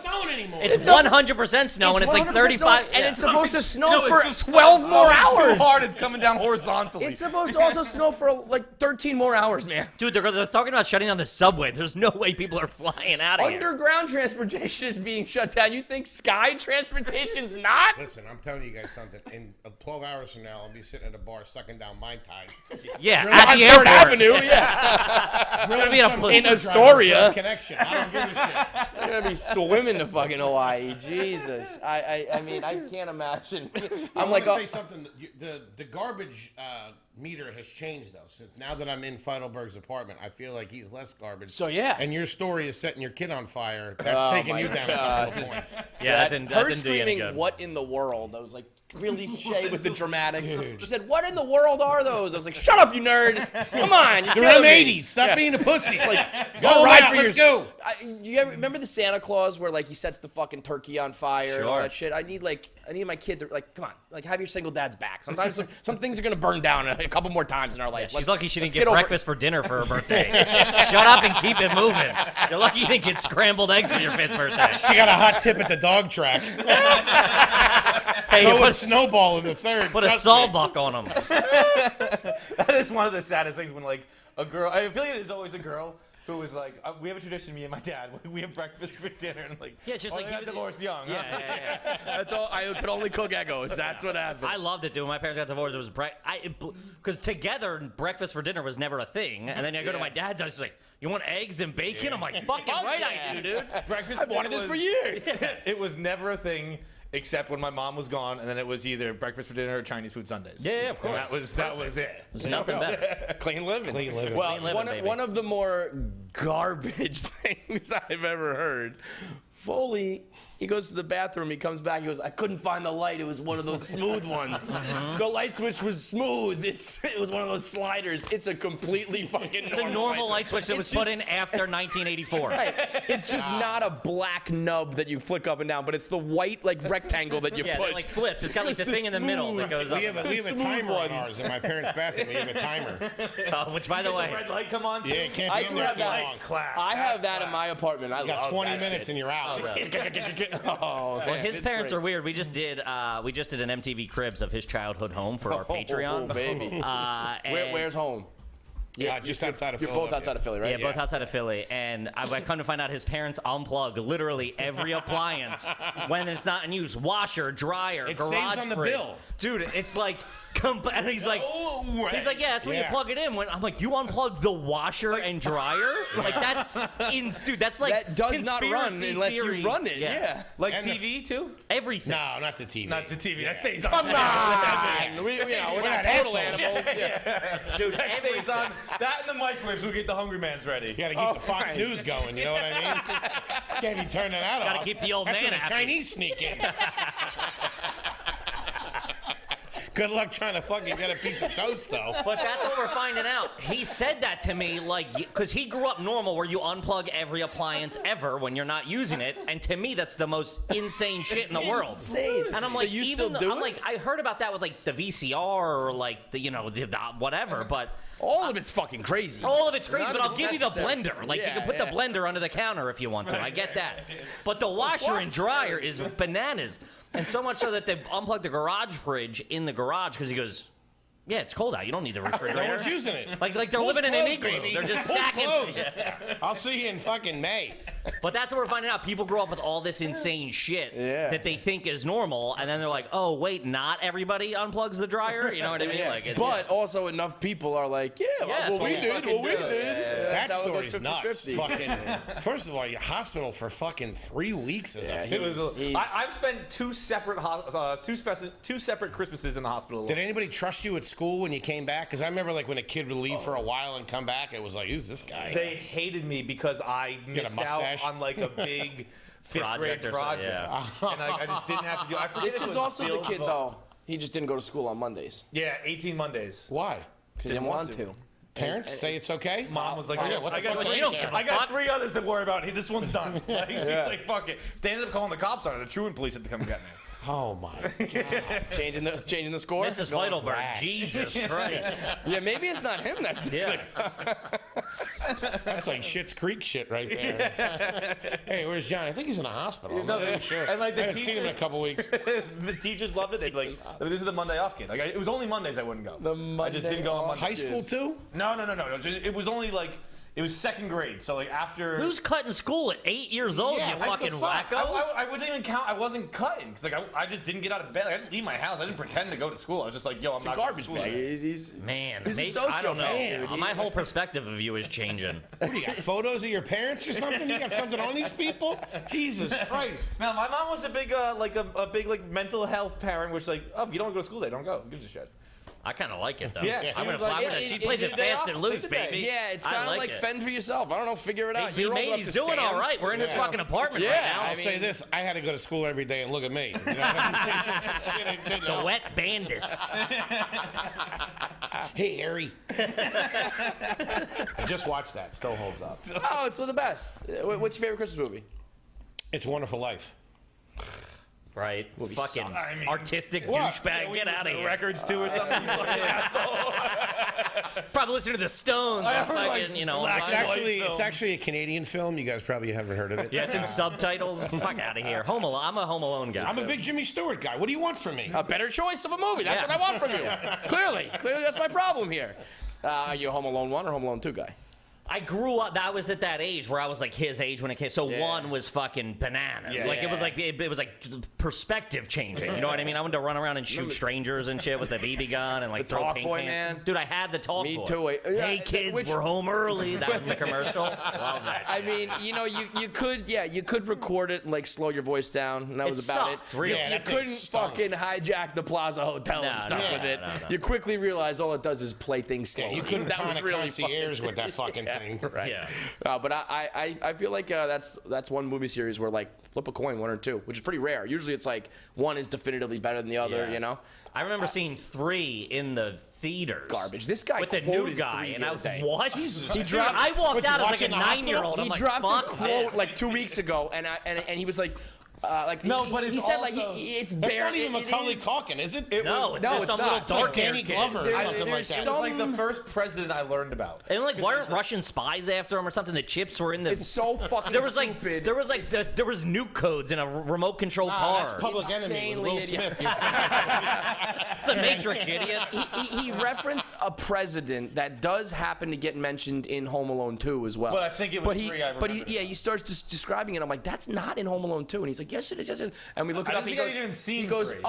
it's Home Alone 3, and I was like, get off the podcast. I can't have people quoting honestly, Home Alone 3 I on our genuinely fucking did not show. believe I'd ever seen Home Alone 3 before. But then I looked up the quote, and it's like the grandmother who the kid lives next to, and she's like, I had chicken pox back when Herbert Hoover was in office. And we were like, nobody's ever fucking heard that. It's just a line that sticks in my head, because like, I didn't even know. I was like, ooh, that's an old president. Remember Yeah, that? put that in the file, and I can pull that That'll out. be good for when you have a podcast in 25 years. That's cocktail hour. I want to use that on some chick in a bar. You girls like Herbert Hoover? I haven't had E. coli since Herbert Hoover was in it. You guys want some more vodka here? Yeah, I'll do some. I'll take a little splash. Delicious, thank you. Yeah, grab some ice cubes. Foley's got to fly in the morning. You are. I mean, I've just never seen someone so hopeful for something that's not gonna happen. Worried about it. Foley's sitting there waiting. He's like, not a big deal though. We got a 24-hour buffer on our COVID. He keeps saying the plane's sitting there waiting. Those are $200 a clip, man. If I gotta pay that again, there's no point in going. Yeah. 200 bones a rock. Oh, Had to go to the airport and get him too. To fly, like, is that just where you went to get him, or you have to go get him at the airport? There's hardly any places around here, so you have to use a trusted partner with the state of Hawaii. Some ice. Please. There's some mixers behind you if you want to spice it up. I'm good. Where's that garbage stuff? Yeah, I was gonna say I'll rip a little bit of that too. I'll take a little splash of that actually. When I'm thirsty, I reach for New Amsterdam vodka. Atta boy, pay the bills, baby. You guys, Are You Garbage Comedy Podcast? Patreon, sign up right now. Become a milkman. You hear that? There's gonna be a Pamela Anderson, Tommy Lee biopic coming out. Oh, I thought you were gonna say second porn. I was like, I'm listening. That would sign me up for that. It's got Lily James is playing Pamela. You might know her from Mamma Mia 2. Who is? Lily James. She's also married. She's big right now, but in like not shit that we would like know or watch. She was Mamma Mia 2. I referenced it already. And then did you like Mamma Mia? By the way, does not look like a Pamela Anderson at all. Oh no! You're a weird kid. You're fucking screwball. Oh, I loved it. It's so good. That's something my parents They're both watched. on Netflix. I'm gonna watch them tonight. That's a promise. I haven't watched any Christmas movies yet. I'm gonna watch 2 Mamma Mia movies tonight. But she's married to Sebastian Stan. In real life, no. That's who's playing Tommy Lee. Is Sebastian Stan. Nice. That guy. The Winter Soldier. Yeah. And then Seth Rogen is playing the dude, the scumbag who stole the video and like. Do you know how much it ended up making? No. 70 mil. What? The DVD were released and the rights to it? Did they wet their beaks on that? I guess they had an unclosed settlement, but they made $70 million. Damn, I wish I had a big dick. God damn. I remember that. That was. Are you saying that's a high number or a low number? I think it's high. What? Back 70 million? Like you didn't have Apple Pay back then. You had to send a check. Yeah, that was money order. No COD, baby. I get you. Waiting for it in the mail like a dirt ball. Yeah, correct. That dude who sits there? I can't wait to jerk off in 7 to 10 business days. No, I mean obviously that's a big sum of money for that time. But if you think about it, it's probably pennies on what they like should have earned. If they release it themselves, like whatever, look at like the Kardashians built a fucking billion-dollar empire off. But not off the the video. Kinda though. But on the backs of it. But he's saying the movie made 70 right. mil. No, I mean, and yeah, I get it. didn't make that. That's domestically. You know, Overseas, forget China, they were bootlegging it left and right, but it was a big one. They just, people these days, the kids these days are just not gonna understand what that movie, what that video. I remember I watched it with like 12 other kids in a basement. They were like, somebody got it. We're like, put it the fuck on, dude. It was like a vlog too. It wasn't just like a sex. It wasn't porno. It was like we're watching these people vacation and live. They would just like pull over. He'd pull his dick out. Or they were on the boat. He was driving the boat with his dick. Honking with his honking the horn with his dick. Finally, I think I can't even honk my car horn with my dick. Let alone a yacht in south of France. The smooth kinds. I feel like Tommy Lee did a good service where it was like, white guys can have some cocks on them. Like I don't think the world knew until that moment because that thing came out. I was like, whoa. I just remember seeing that, being like, I got a lot of ground to make up. It'll come later. Like I'll grow up. Puberty. I'm like, wait till I hit 20. That's really when it's. Trying to say it was special effects. What is this? Star Wars? This is bullshit, man. That Motely Crue video or movie was awesome too. That was great. The Dirt. Yeah, we talked. That's what we talked to Tommy Lee. I saw that. About his new album, but we were talking about the movie and everything else except the one thing we couldn't talk about was the porn. That big old wee. We talked about that a little bit. I tried to work that in. We were doing Answer the Internet, and the question was like, if you could enhance one body part, what would it be? And I said like, hey Tommy, we know which part it wouldn't be, and he kind of chuckled and kind of looked at me like, That's it. And I was like, okay. I can sleep at night, though. Like, I had a conversation with Tommy Lee and references dick. I got to do my job. You know what I mean? Like, journalistic integrity, you know? Hey, paying me for this. What do you want me to do? But, man, that guy, he's so fucking cool. He's a guy who's just like, oh, he lived. Like, he lived a life. He was an 80s rock star. Yeah. That's like the epitome of like, when we're at to kick the bucket. So much that, and he used to do so much that he describes himself as sober right now. But he drinks glasses of vodka all day, every day. Yeah, but that's like, that's like water. That's coach pitch for him. He's like, gives a fuck. He's like, no, I'm sober. I've been sober since like whatever. And he's ripping a shot. And we're like, how's quarantine been? He's like, oh, I've just been drinking so much. He's like, I just get a big fucking glass of vodka, go out to the pool, put a little spritz of cranberry juice, and just fucking drink all day. Sobriety's been pretty good. I got 3 months going here. Speedballs and pomegranate juice. What the fuck, dude? He's the type of guy who makes you feel like, well, no matter what you do in the rest of your 50 years on this planet, it's not even going to compare to like a week of his. Right. Damn. So while we got you here as the kings of garbage, and it is the holiday season, I feel like you can do a white trash Christmas in a big way. Mm-hmm. Yeah, that's kind of one of the biggest things we started talking about originally, how each one of us did Christmas. Yeah, I've been doing it for 44 years. I feel like the first question is real tree, fake tree. Yeah, real tree, fake tree. If you go fake tree, it's trash. You got to go real tree. Okay. Colored lights, white lights. White lights. White lights is classy, traditional. Colored lights is trash. Although you sent us a video, I think in a text, I don't even think it was on, of his tree, and dude, from the front it was put together. From the back it was a fucking rat's nest. I didn't even put this out publicly. First of all, I think I do. Yeah, dude, it was bad. I think the tree skirt was like play school shit. It was a Mets blanket. I've done fake tree my entire life, and I've done colored lights my entire life. I do a lot of white trash stuff, and fucking proudly so. I hate real trees and I hate white lights. If it's fun, it's fun, it's goofy, it's quirky, it's if it looks good. But it doesn't feel high society. It's but not this like one, this my nice. Fucking. So I have also on top a real white trash, like it spirals and like puts lights on the ceiling of colored lights. Like instead, it's like a star, but it also projects a light up onto the ceiling. Okay. But so it's like heavy as fuck. So I put it on top of the tree and it started to like fall. So I took from the blinds, like the rod, the rod that you twist. Yeah. I pulled that off and I like jammed it up the back of the tree, up through the star, and then also half of my lights went out, and so I just. And you put a rubber band around it and stuffed it in the back of the tree. You say these fake trees are easier than a real tree? Because that seems like you're putting a lot of effort. That had nothing to do. That was just lights and star. That had nothing to do with the tree. Wasn't it bending the tree down? Well, yeah, but this would have fucking broken the trunk in half. I mean, this thing's like a huge piece of fucking metal. To me, a fake tree is designed to look perfect, like a perfect Christmas tree. Yeah, but there's no heart in it. There's no love in it. There's no spirit in it. Fuck up. Yeah. There's needles everywhere. It smells weird. No, you're hanging yours up with the fucking part of your window curtain. What are you talking about? But that's just me being trash. Of course, you're trash. That's what I'm saying. The tree itself, don't take it out on the tree. And what's this projector? What does it project? Like stars. The Tommy Lee video. The dick circulated. Tommy.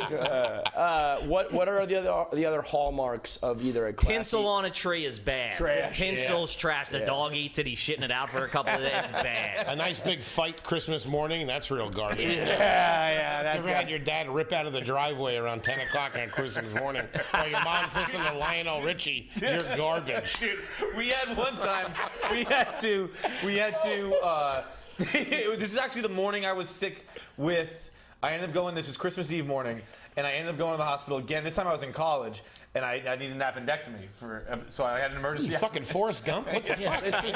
Didn't they wait until like you were on death's door? Yeah, I said it's the largest it's ever been without bursting. Yeah, the Masters are on. What do you want? Tigers at Augusta. What do you want to do? They were like, you're just hungover. Because I just come home from college for the first time. I was a freshman in college, so like I just come home from college for the first time. They're like, you're just hungover, and I was like, all right, whatever. So I just kept going back to bed and just like screaming into my pillow. And like we had like a balcony. This all seems normal. Yeah, all checks out on my end. We had a balcony that overlooked the kitchen, and so one night I come out and I was like, or not one night. It was like later that morning. I was still like, Mom, my stomach just isn't good. And we have Christmas Eve at our house, and she goes up to the wall and she goes, "Will you shut the fuck up?"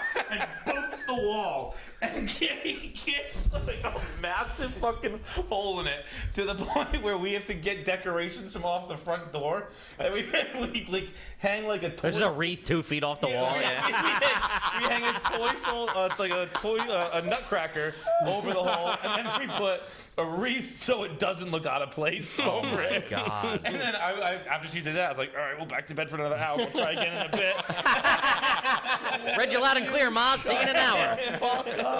God. Dude, that's crazy. Dude. Gangster, I love how dude. he's laughing and then takes a sip. And like as the real memory sits in, he's like, oh boy. He's shaking a little bit.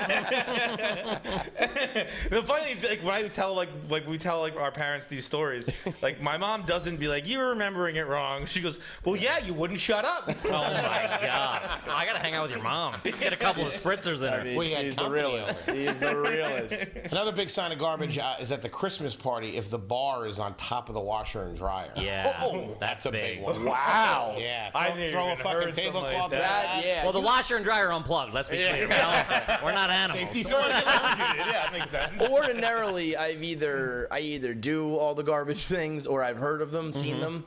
Never even encountered that. That's a big one. That's garbage. That's like smaller house, not a lot of counter space. Yeah. But you put a tablecloth over the washer and dryer, an ice bucket, couple of 3 liters, Open bottle of tonic water, fucking maraschino cherry juice everywhere. I think the make it nice is one of the trashiest things. Oh yeah. You try to make it We both nice. said it so earnestly. nice, honey. Make it nice. Yeah. We're not animals here, Feitelberg. There's clothes in the dryer. Your dad comes down, I gotta get my shirt. Yeah, I remember making Manhattans at like 9 years old for like my uncles and shit in front of the. I feel like your family has got fucking stories for days, man. Oh, they're old school, man. Yeah, they're real trash. Real trash. They're not bacterial infections. My mom wasn't punching holes in the walls. I was gonna say that like ham was a trashy thing. Yeah, you took it to the next level. Like bar. Oh no! I was like, I'm gonna bow out. I'll let the professionals handle this one. Anything presents wise, just like in general, like is there scratch off lottery tickets is. trash? I got them every year growing up. They're trash. My stepdad's real trash. He's got a lot of cash, but he's like hillbilly, cowboy boot, like. Trash, and I didn't even know what a scratch-off lottery ticket was, and it was his first Christmas. Until I hit it big. He came over, he was like 8, he's like, here you go. I'm like, what the fuck? This present could be worth $1 million. Exactly. Like that. And you split it with me. But that's a big one. The stocking stuff. How about any gift card? Any gift card that's not cash. That's not like American Express or like to a store or a place. Or meanwhile, he's saying for my wedding, he got me a Home Goods gift card, and then asked me if I spent it yet, like 2 weeks ago. He's like, that gift card, do you ever spend that? I'm like, why? Do you need it back, dude? Hey, by the way, congratulations. Gonna need that card back. Another garbage thing I used to do was for some reason I feel like I got the American Express cards before people knew what they were. So I'd go to bars when I was in college with them. Come on, me and you are cut from the same cloth. No fucking money at all. Yeah. I'd be like, I'll do just one, and then they just swipe it. They swipe to make sure there's money on. Make sure you get back to there's only about $5 left. Sure. You know what? We're gonna run it the rest of the night. Yeah. Then you take care of everybody, and then fucking go ahead. See you later. My name's not even on that thing. Yeah. The real, garbage. yeah, dude, that was my go-to in college. You piece. So you're just that was like your college bar. It's overpriced alcohol to begin with. I'm the Robin Hood of that bar. I'm buying shots for everybody. Running out on things is a fun level of trash. We used to get. That's bad trash. As a former server, I didn't like that shit. That's particularly garbage. But we used to scam cab drivers. We would go when we were at Fordham. We would get a cab from the city back to the Bronx, and we would always kind of be like, "Yeah, it's just uptown. It's just keep going. Just a couple more exits, whatever." And then we'd have them pull in. That's a real outside Manhattan dirtball move. Because I did it with my buddies in North Jersey who did that shit. I used to do it even when I got older, out of college. I lived in Pelham. But we told them it was Pelham Bay, which is still like the Bronx. Sure. A little bit closer. And then we'd be like, no, it's just Pelham. It's a couple more. And then you're like, we're driving to fucking Westchester, you assholes. But when we were going back to the Bronx, we would have them pull into this gas station. And then we would run through the gas station and out the back, and then that was campus. Yeah. And it was garbage. It was that's almost charming though. Using the gas station. Yeah. What the good cave? And there was the beer cave. That's where we bought it. So yeah, they probably loved us. We're like, hey, scam the guy.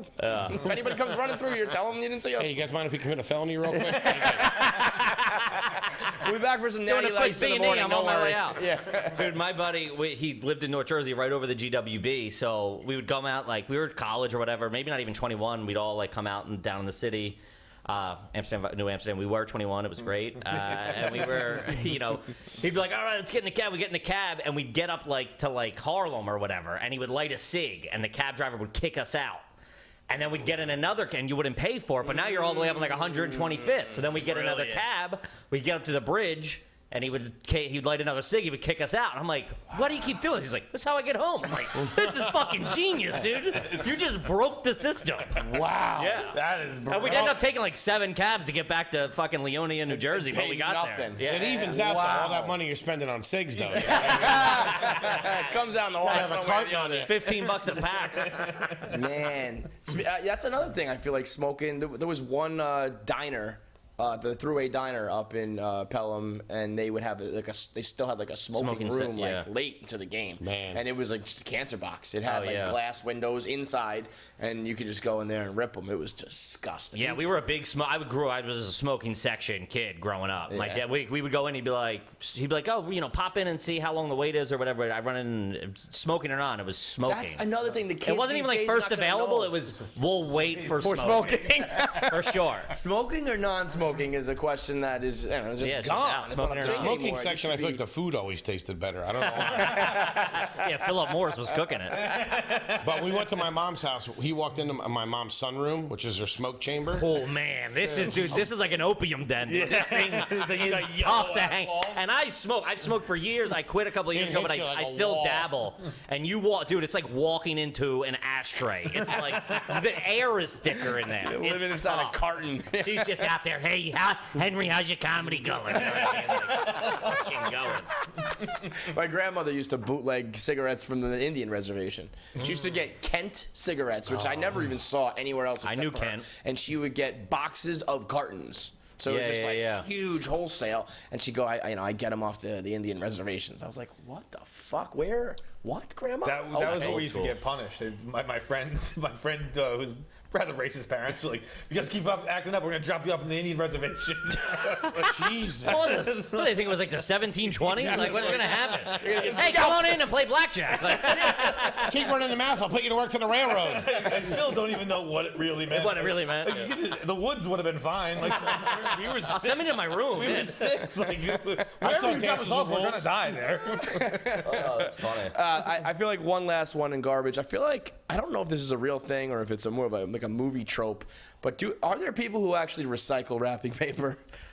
Man, this is going to show how trashy some people of my family are. Use a newspaper. Newspaper's trashy. I remember I had a buddy who got a Christmas present from his brother. It was like a big Nerf gun, and it was wrapped in a black trash bag. And he even had like a 9-year-old. I was like, dude. That was stolen. I called my dad. I'm like, dude, get me the fuck out of here. This shit is lawless over here.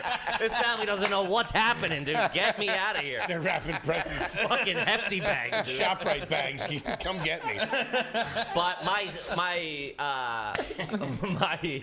stepdad, if he's getting beat up tonight, my stepdad will be like, oh, I don't think he's ever reused it, but he'll be like, oh, this is good wrapping paper, and he'll like put it off to the side to not like crumble it up and throw it in the trash. And like we all look, everybody else looks at makes eye contact. I was like, Mom, you can't let him fucking reuse this. This is good stuff. This is a good stuff. Christmas wrapping paper at your graduation. Save it. Ho, ho, ho. We're proud of you. I love it. All right, boys. So what? You got the Patreon going now. Yep. And so you can sign up and be a member of that. It's Are You Garbage Podcast. That's out every week. It's out twice a week for free wherever you get podcasts. Full videos available on YouTube. And then we have Patreon where you get bonus content. We do a live stream every month where we play with the top tier level people. They ask us questions. Cool. We ask them questions. We just did the first one. It was fucking so much fun. Yeah. I feel like you're going to uncover selling weed while he was doing the live stream. I guess we didn't mention it. The last guys who were just here, Nick and KB, originally this was going to be a pay-per-view, and we were going to just let it fly, and we ended up, doing some more sponsor and whatever, so we had to kind of keep things a little more above board. And so I said to them, like, anything goes, like, whatever you want, and he's like, okay. Then a couple days later, he texted me and he goes, I think I maybe should run this by you because it's a sponsored event, but we were going to bring heroin. Jesus. They were going to get some present. We're going to get heroin. Some fucking, some of that H. They still downstairs? Hey, kids, hang on. Spending Christmas with your Uncle Hank. There goes that flight in the morning. You kid, your parents coming home tonight? What's the deal? Christmas with your Uncle Foley. I didn't know that. I would have called them sir. Gentlemen, hello. Take your coats for you? Oh, man. Holy shit. I thought you were about to ask us to do something real weird. Yeah. The way you prefaced that. I was like, I guess I'll kiss him a little bit. The next one, we'll do pay-per-view, and maybe we will get weird with it. I'll spike up. Listen, it's been great getting to know you guys and having you on the show. Yeah, man. Thanks so much for all the support. You guys have been fucking fantastic. Some of our favorite guests of the year, and we hope to do a lot more with you. So thanks a lot. We're gonna run a clip now from some of the other salt of the earth people here at Barstool, some blue collar guys out in Chicago. The Barstool Chicago guys sent a message for us, so run that clip and make sure you go subscribe. Are You Garbage? Listen to the free one. Sign up for the Patreon and get to some clean living. That's right. Merry Christmas, everybody. Thanks, guys. Merry Christmas. Thank you, fellas. Hot hike. Bang, bang. Action. Do you have one? Hold on. We need one more. I don't have one. Do we have one more? No. Merry Christmas from Barstool Chicago, I guess. You guys, I guess we're cutting in here. This is the Barstool Chicago office. This is like the direction you usually see us, so we figured we'd keep it that way. Yeah, and the other direction you usually see us is really with no plan whatsoever. So I don't even know what you guys are asking for. But in the spirit of Christmas, White Sox Dave has a special message. Yeah, I hate you. I hate you. I hate you. I don't even know you behind the camera, and I hate your guts. I hope all the bad things in life happen to you and nobody else but you. That said, Merry Christmas. It's the spirit of giving and all that shit. Ed, what's your message? I don't even know, because are we literally just cutting in and saying Merry Christmas to everyone? Well, it could be this video, and then I think they're going to show this, and I think they're probably going to talk about like what we talked about our video. Yeah, we're going back to the live show. So, look, could we ask them a question to toss back, or do they got something? I like that. Like, do they have something planned, maybe? Yeah. And why do you hate that person behind the camera? I don't know. It's a line from Chappelle's show. Yeah. Mm-hmm. I like Chappelle Show. Do you like Chappelle Show? Yeah. Well, the other thing about direction is that we got none. So we got this video, this message, text messages came in. Can you get it done by Tuesday? So I guess the question would be like, did you guys forget about us? Again, we work for Barstool. We're out here. Redhead Step Show. So question 1 is, did you forget about us, I guess? Question 2, maybe it just came later. We got texted on Sunday about it, so maybe it's just a last minute planning. Want to include us? Thank you for that, if that's the case. I think it was more along. I think it's a nice touch to be included. I think at the very least, they thought of this. There have been plenty of times they haven't been thought about. Was it an invitation? Was it a non-invite? Oh, where you do it so you're like, well, at least we asked them, we didn't think they're going to get it. And so now maybe we draw it out the whole 5 minutes and make them sit through this. Yeah. I don't mind that play at all. They were probably like, let's get it to them late. There's no way they'll turn it around in time to be a part of this. Well, you guys have something coming to you. We're freeballing right now. We're winging it. Ed, you went to Second City. What's the... You went to Second City and did improv? I did. Yes, and? Yes, and. What are the odds that they even use this is my question. At this point, if you guys don't use it, you're fucking dead to us. Don't ask us for another piece of content. Even if I'm it's looking a at you, non-invite. Nick Hamilton. That's fair. It's a non-invite. I think that's fair. Yeah, but yeah, like Dave said, I don't know if we're supposed to be wishing you a Merry Christmas, but nevertheless, Merry Christmas. Happy holidays. Do we got to do that? Well, I think it's a nice touch because yeah, for sure. I'm not, I think it's nice.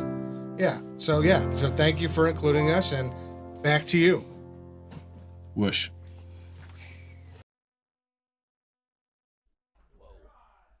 We're back. Big thank you to Kevin and Foley from Are You Garbage. They really are. They really, really are. You obviously can tell if you're a fan and been watching and listening that we both did their podcast. We rarely do other shows. As soon as we had them on, we had them come on this show. We do a lot with them, and there's a reason why, because they are great guys, really funny dudes, and you should go listen and subscribe. I have good news and I have bad news. We'll start with bad news. I think that's how it goes, right? Yeah, start with the bad news. We did say Chrissy D was going to be here, Chris DiStefano. Inclement weather, kind of. Oh, look at these two. Look at them having a good old-fashioned snowball fight. Oh, guess what? Look at that. You're getting fucking. This is actually romantic as hell. Yeah, when you consider they're probably throwing COVID balls at each other with fucking rat feces and standing there throwing fucking just snowballs like at each true other. old-fashioned, just like ball them up and peg each other in the fucking face. And with either it. he fucking sucks. Oh, she nailed him. Or he's taking a knee here. Yeah, he's got to be. He's packing this. Wait a minute. He's about to crow hop. Come on, he's man. about to knock her. Oh no, that's a terrible. Yeah, he just doesn't know how to pack. That's the problem. I think she's gonna win. She's gonna bury him again right here. She pelted him good on the last one. The thing is, he's doing too. Yeah, she's got a signitigantly better arm. Yeah, that's a tough look for this guy. I mean, whoever it is, Oh, that dude. Oh boy, this guy grew up with sisters. This is tough. I kept thinking he was slow playing her maybe for a second. He just went with like a jumper. He just saw like a basketball at her. Look, he's doing that again. He's gone. You know what this is like? This is like when you watch the Dr. Pepper challenge and a guy can't throw the ball through. He's resorted to like a fake throw. He's just trying new things. He's like doing a dart. Like throw a fucking snowball, you pussy. Come on, man. This girl is just eradicating him. This poor couple has no idea. He did. That one was a beer pong shot. Yeah, but he has hit her like 4 times in a row, though. Of throwing things. He's just like, all right, I've never thrown a baseball, so I'll try this. We're about to see an underhand, I imagine, shortly. I can't believe we haven't seen that. Just float it, like Rookie of the Year. Float it. He's making some contact here, but just not great. But that's a good old-fashioned snowball fight. But I do think, it's rat puke and bum vomit and stuff like that. So not great. All right, the bad news, Chrissy D can't make it. Bad weather. He had his daughter tonight. He was talking about his dad trying to come over the bridge. He said, "My dad doesn't drive over the bridge. My dad doesn't drive over the bridge when there's snow." And if you ever heard Chris DiStefano's stories, particularly the 9/11 story, I could see Papa DiStefano being a guy like, "Oh, it's snowing. I don't cross the bridge. Like I don't do that." So unfortunately, he can't make it. The good news. The KFC Radio quote and question calendar of the day for the year 2021 is out now. So we got our cartoons here, and inside for the year is the 2021 calendar with all of our most ridiculous, out-of-context quotes from the podcast, some ATI questions, some Saturdays for the boys. Also officially in the Google Play app. Shout out to the Poors. Yeah. Shout out to the Green Bubble Poors. You Android folks, guess what? You can finally play. On as of today, officially. I think we got the official email at like 6 p.m. Uploaded into the Google Store. Yeah, I don't know why I'm holding up a phone. I guess I'm just trying to make you guys jealous. Yeah, like There's an Apple if your phone. phone doesn't look like this, you can get ATI on that too. This is so yeah. You can finally play ATI, and we're gonna ramp up. I know we released the app, and we had some decks, but we kind of fell off on that. We're gonna put up some new decks, cycle in some new questions. Here's a question right off the bat for April 8th of next year. You accidentally sexted your mom instead of your significant other. What do you do? Honestly, that's when you just gotta throw in the towel. You just like, say, Mom. Don't even try. There's no spin.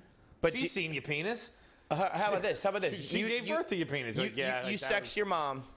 What's worse, a picture or like a graphic text?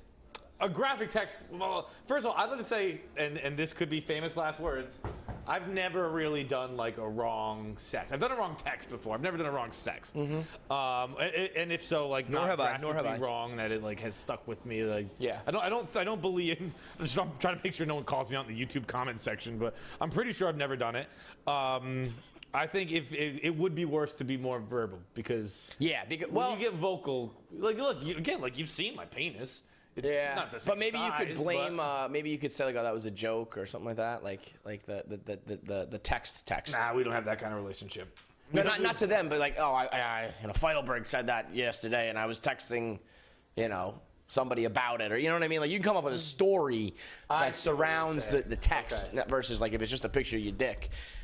But I don't know. I think I'd rather a picture than, especially some of the shit that I say over text. You know, again, you text your mom some Jeff Bezos like I can't wait to be in the sheets with you. It's one thing. If you text your mother and the word gape is in there, you're in trouble.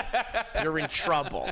There's no coming back from that one. I'd rather you just see my dick, Mom, than see me say I want to see you gape. Also, like just if it's my fucking actual peep. Like my dad's gonna kick my ass, man. Well, you're picturing your dad, not your mom. I'm picturing my mom. No, I just mean like if I send it to my mom. Your dad will kick your ass. Yeah. Like John Henry sent me his dick. Pow! To get a fucking ass kicking, and I don't need that in my life. I love this. April 26th of next year.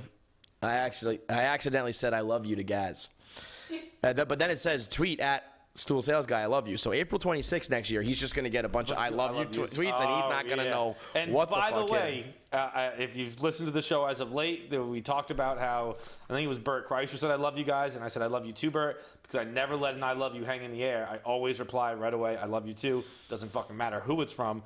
But that one I initiated. Gaz didn't say it. It was just like, all right, but I love you.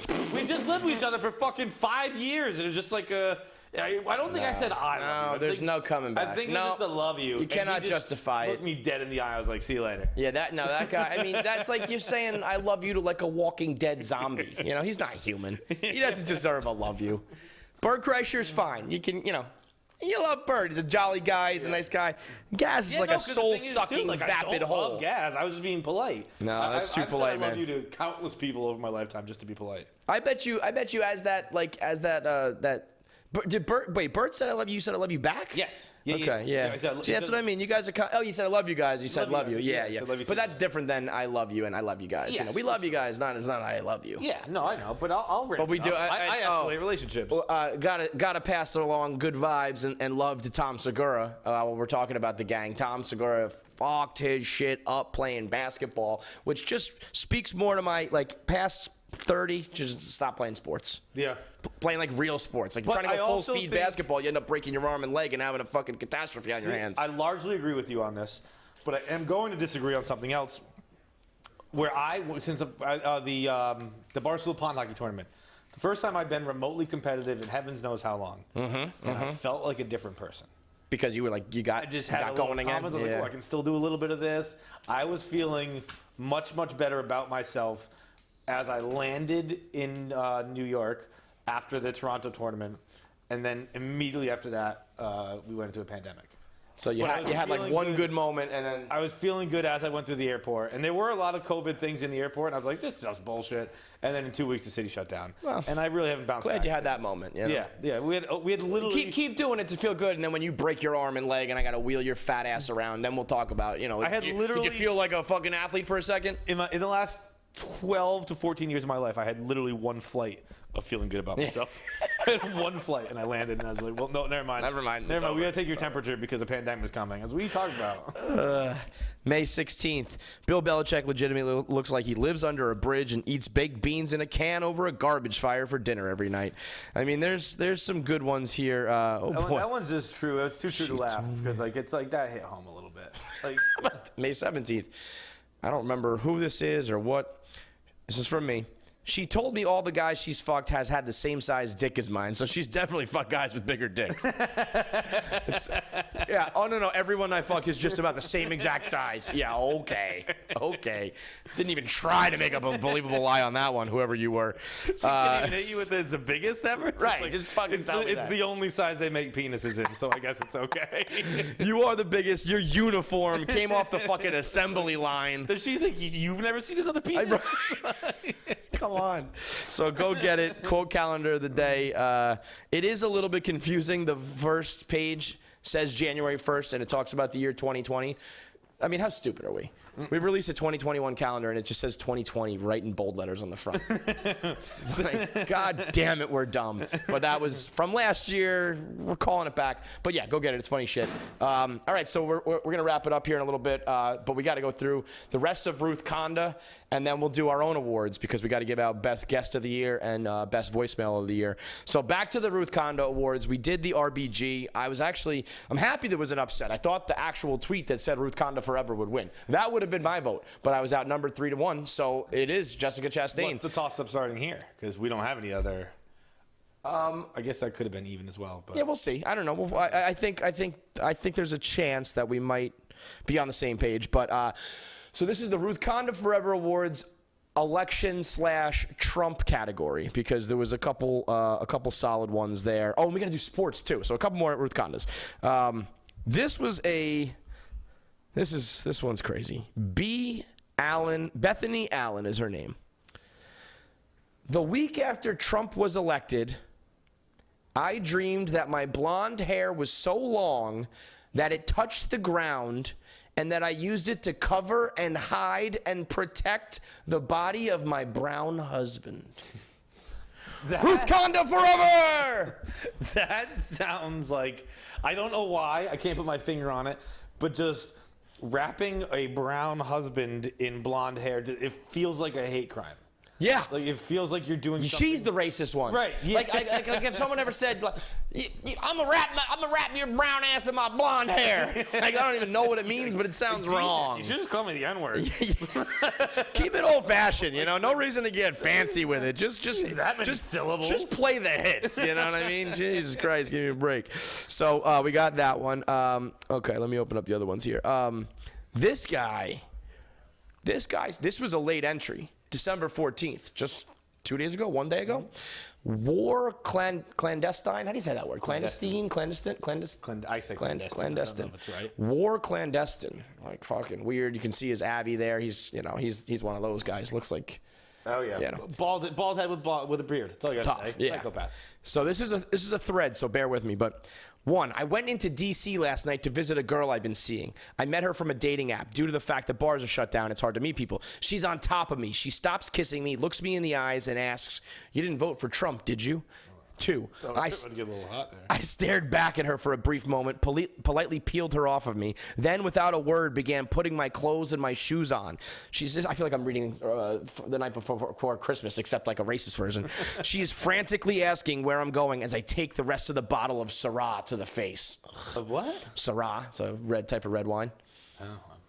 Trash. Yeah. I said, I can't see you Sounds anymore. Like a red blend, if we're being honest. And I left.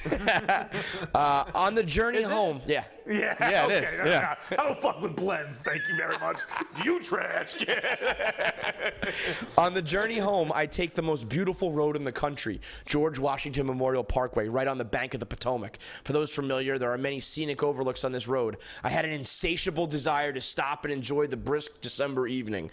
As I sit alone on the stone wall overlooking the river, frogs croaking, Washington Monument peering over the trees in the distance, DC lights illuminating the sky, I became overwhelmed with emotion. I gazed at Washington Washington's monument while I sat on the road overlooking his city.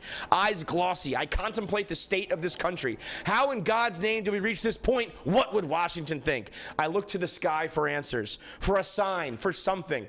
Lo and behold, the biggest shooting star I've ever seen slices through the midnight sky. I'm not a religious man, but this is the closest I've ever felt to God. So I gave prayer a chance for the first time since I was a child. I asked God, what is it that I'm expected to do? My business is crippled. My people are persecuted. My country is tainted with corruption. In order to vanquish the evil that lurks in the shadows, we must we must bring it to the light. Simply illuminating a formless entity without the people knowing they existed does not protect the future from the same fate. Illumination is the only way. Rather apropos, no? Essentially, I was told this is not over. Just as I meant to see something as I peered into the DC sky, the world is meant to see something to safeguard the future. Only at the precipice do people find the will to change. I mean, it goes on for another. And that's when he goes, so I told her I voted Biden. And I fucked her. So then we did anal. I mean, what the fuck, man? I've long been a proponent of the idea that blue balls are not a real thing, but that was a lot of words to say, boy, do my penis balls hurt right now. Jesus my Christ. penis balls hurt. My penis balls. That's what I'm calling them from now on. Boy, do my penis balls hurt because I stopped having sex because someone cared who I voted for. That's what all that was. Motherfucker said apropos at one point. Yeah, that's a 10-thread tweet, fake story, had shooting stars, had religion, had racism, had sexism. My people are persecuted. No, I mean, there's got to be an element of lying in the Ruth Conda tweets. There's got to be an element of melodramatic bullshit. I mean, this had it all. That's a late, that's a dark horse. That was a poorly written erotic novel that I would read for a second while I waited in line at Stop and Shop and put it back and go, I'm never buying that kind of shit. Yeah. We had Brianna Wu in November who said, I literally just held my husband crying, repeating, it's over, again and again. This has been the worst 4 years of my life. Now, I don't know what that means, but some bad shit better have happened to you the last 4 years. Because if you're just talking about the political atmosphere and climate, it's the worst years of your life. Do you remember 0 to 4? Because I just imagine that's just depression, repression. That's why everyone thinks it's just they're like, oh, we just don't have memories before 4. No, they all just sucked so fucking bad because you just shit in your pants and sucking your mom's titties that you were just like, I'm not remembering any of this ever. It's all fucking. If you go to the best therapist in the world, the worst thing in the world happens. You unlock 0 to 4. I mean and then you become more suicidal than ever. You turn into a superhero of suicide. And the other nominee we had, I gotta pull it up here, where the dude who voted, shit, where is he? Nick, do we have that one nearby? The dude who voted by mail. Oh, the flight fucking. Fuck, come on, where is it? The dude who said whenever every year that I do this, I think about how the people on Flight 93 decided to take down the terrorists, and they voted. Yes, and he's putting the fucking picture down, putting the ballot into the mail, which to me was I mean, that's as far as the election Ruth Conda goes. That's what actually forced me to kick off. That's what started the Ruth Conda Wars. That's why I can't believe I can't find the tweet. I said that was the moment I was like, we need to put these people to a vote. Because it's that fucking ridiculous. Well, that's how me and my girlfriend decide to vote for dinner every night. We're like, this is what Flight 93 did. So they voted. Anytime you're about to do something democratic. Anytime you guys want pizza or Chinese. Think about Flight 93. This is what the Revolutionary War was about. You know that, right? I mean, it's to decide whether we want pho tonight or Thai. Absolute garbage tweet. The people. I mean, this app is. We gotta wrap it up soon. Twitter. What's the worst? I would, for my money, the 9/11 into the voting is the winner. I agree. But I don't know, the 10 tweet thread. That only spit facts. It's preposterous and an excessive drawing analogy, but he didn't lie. He didn't lie at any point. Whereas someone War else clandestine was going on a lot. You know what? I think just for the sheer volume of tweets too, though. We got to give it to War Machine. But does virality matter? Yeah, because that guy was everywhere. Right. Flight 93 was like, that dude was. But like big. that's why Black Panther didn't win the box office, because we had more artistic stuff over here. What's right? that? Like the. But yeah, Black let Panthers me just don't read win it directly Oscar real best quick, movie. because I do want to get it goes to right. The artist. This is the guy. Whenever I do think of this, I think of Flight 93, parentheses 9/11. Like, gotta remind the people. Not the one that went into Dulles last week. How did the passengers decide whether to rush the cockpit / hijackers / attempt to retake control of the plane? They voted with a picture. I mean, I don't know, that swung me back. This got 4,000 quote tweets. It had the people buzzing. All right, let's do it. He gets it. We'll give it to the guy. Again, but I think he's the Black Panther. I think he's maybe best or most popular movie, I think they called it, or something like that. Which right? they never did, though. That was a great idea that they were like, we can't do this. Yeah, but like the other guy, he really had the artistry down. Speaking of artistry, our last category here, it's truly Best Picture. We're not talking Best Movie. We're talking Best Picture. We had the Kobe Bryant, Chadwick Boseman, Alex Trebek, Jeopardy All picture. people you knew would be best friends. And of course. The moment they get to heaven. And we had the Kamala Harris, Hillary Clinton, AOC, and I think Ruth Bader walking like down the street shopping. Do you know what I'm talking about? I know this one. Oh, that one is this is one of the more. I mean, it was like a mural in like L.A. Or like in a shop, like somewhere shopping, like in a boutique, and it was just all the women just like walking together, like purses, like in regular clothes, not in Washington. They're just walking around, like, yeah, the girls are shopping, like Sex in the City.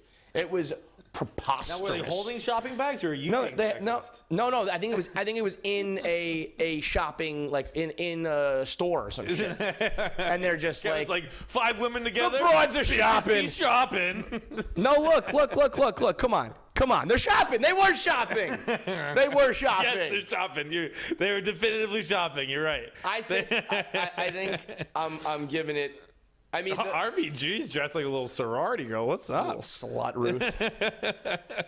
Also, these are like not good paintings. That's the other thing. They're do bad all these. paintings. If you didn't tell me who these were, I could spot Elizabeth Warren because she's got hair like me, and then I could spot AOC and RBG.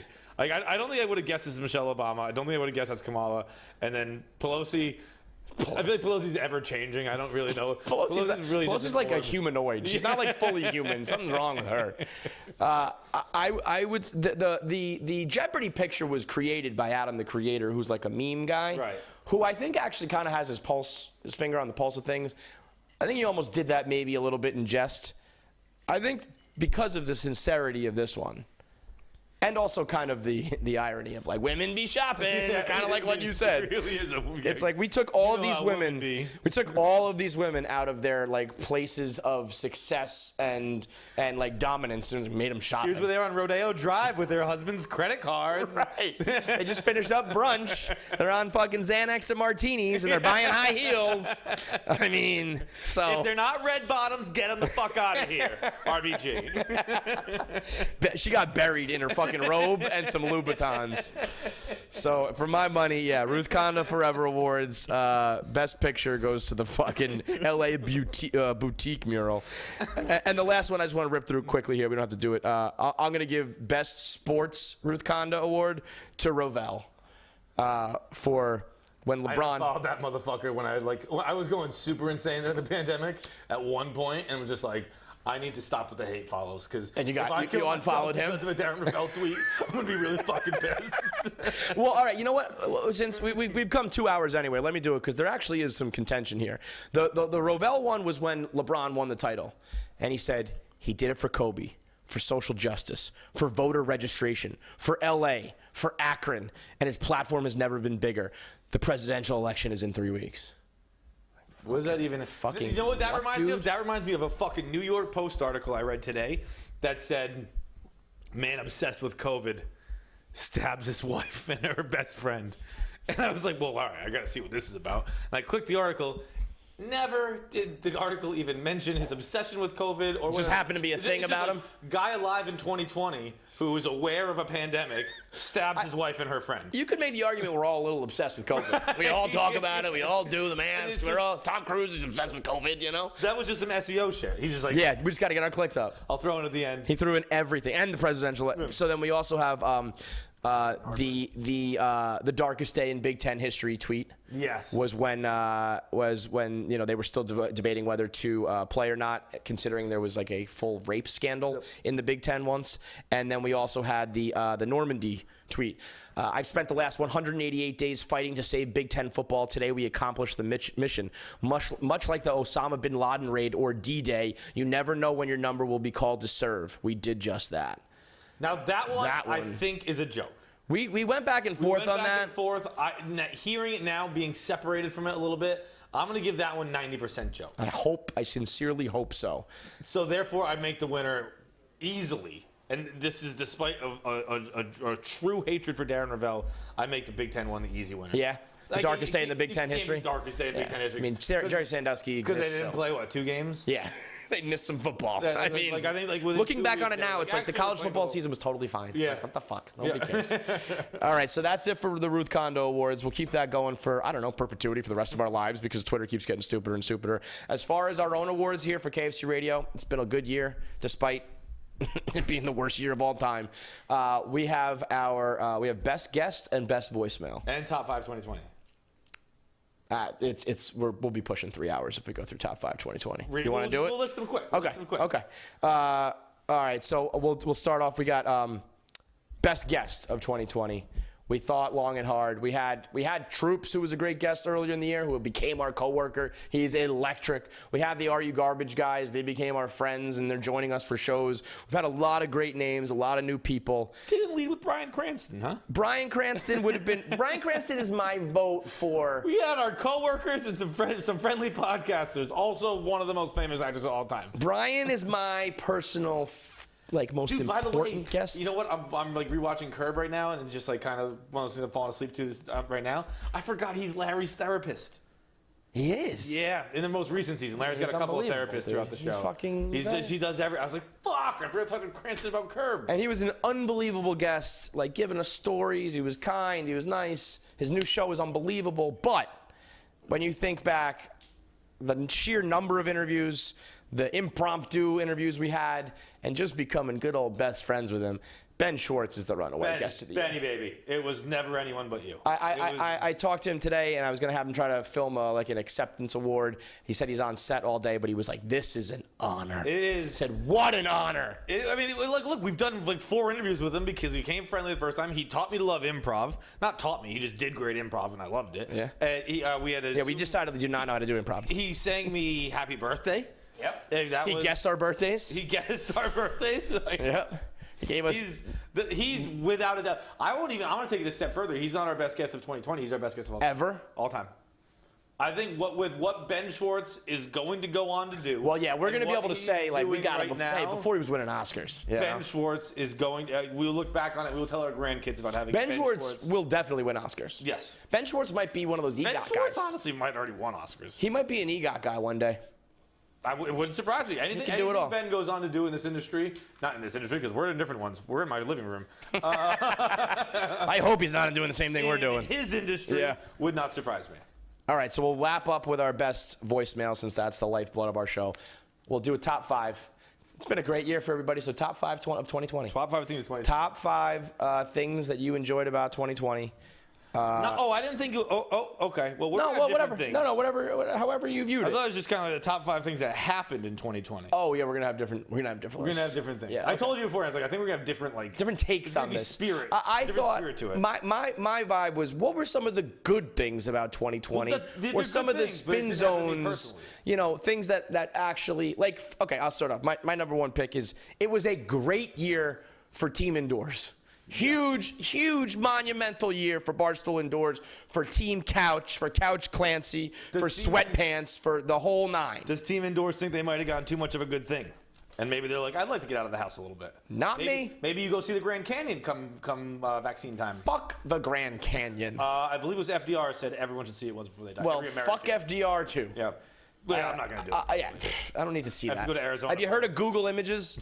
Done. I've seen the Grand Canyon. So huge for us on the couch watching TV. It was a big year. Okay, this one is, again, the rest of my 5, this one is actually a little bit personal, but the rest of my 5 are all like just very like great things that happened in 2020. But this one is Folklore and Evermore. Thank you, Taylor. You're the best. We love you. You're just such a loser. Such a fucking I'll put loser. Folklore on after this. You'll like it. You haven't heard it as the 70s meant it to. I'm gonna throw you out the window.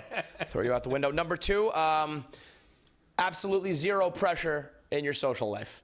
Nobody expected you to do anything this year. If there was something you didn't want to do, never had to do it. Anytime you want to go somewhere, I can't go. I don't want to go.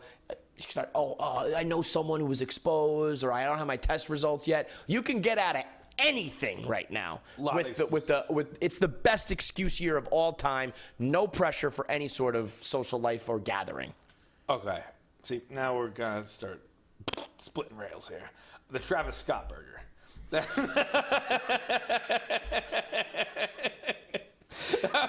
I'll take you a step further. The Travis Scott McDonald's merch.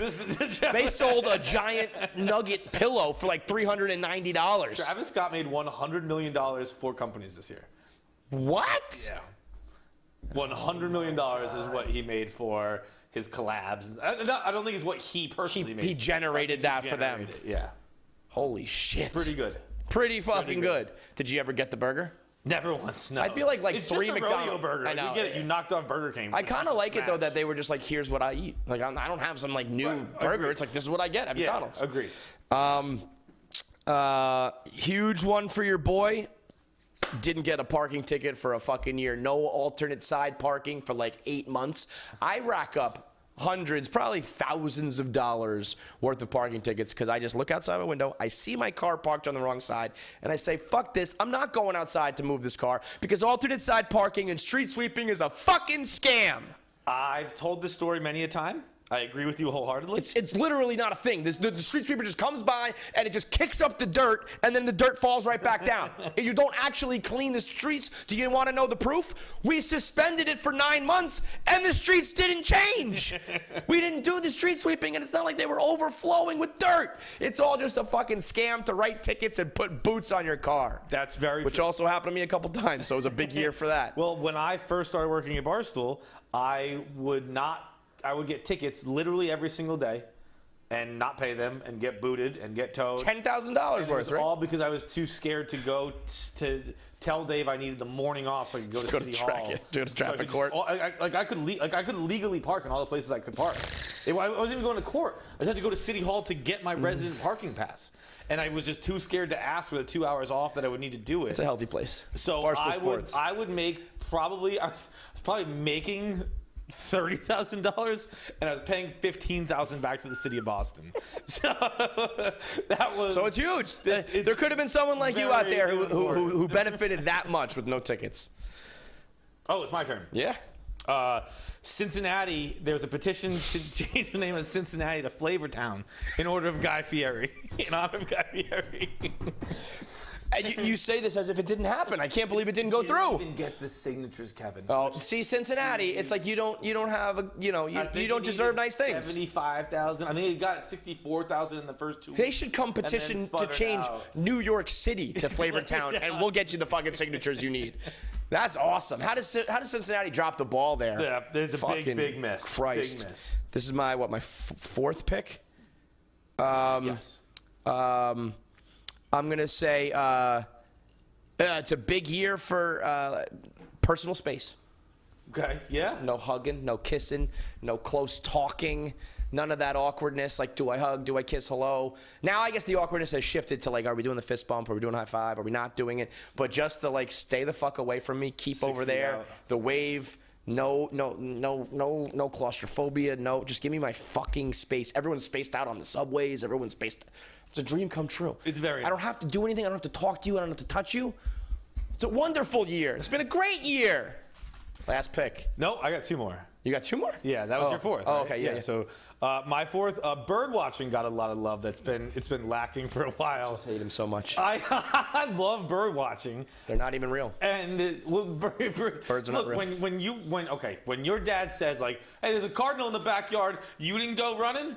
I love seeing a live cardinal. Blue jay? My You ever dad. have a My blue dad. jay? How about an owl? How about an eagle? You've never seen an owl. Oh! I had an owl who lived in my tree.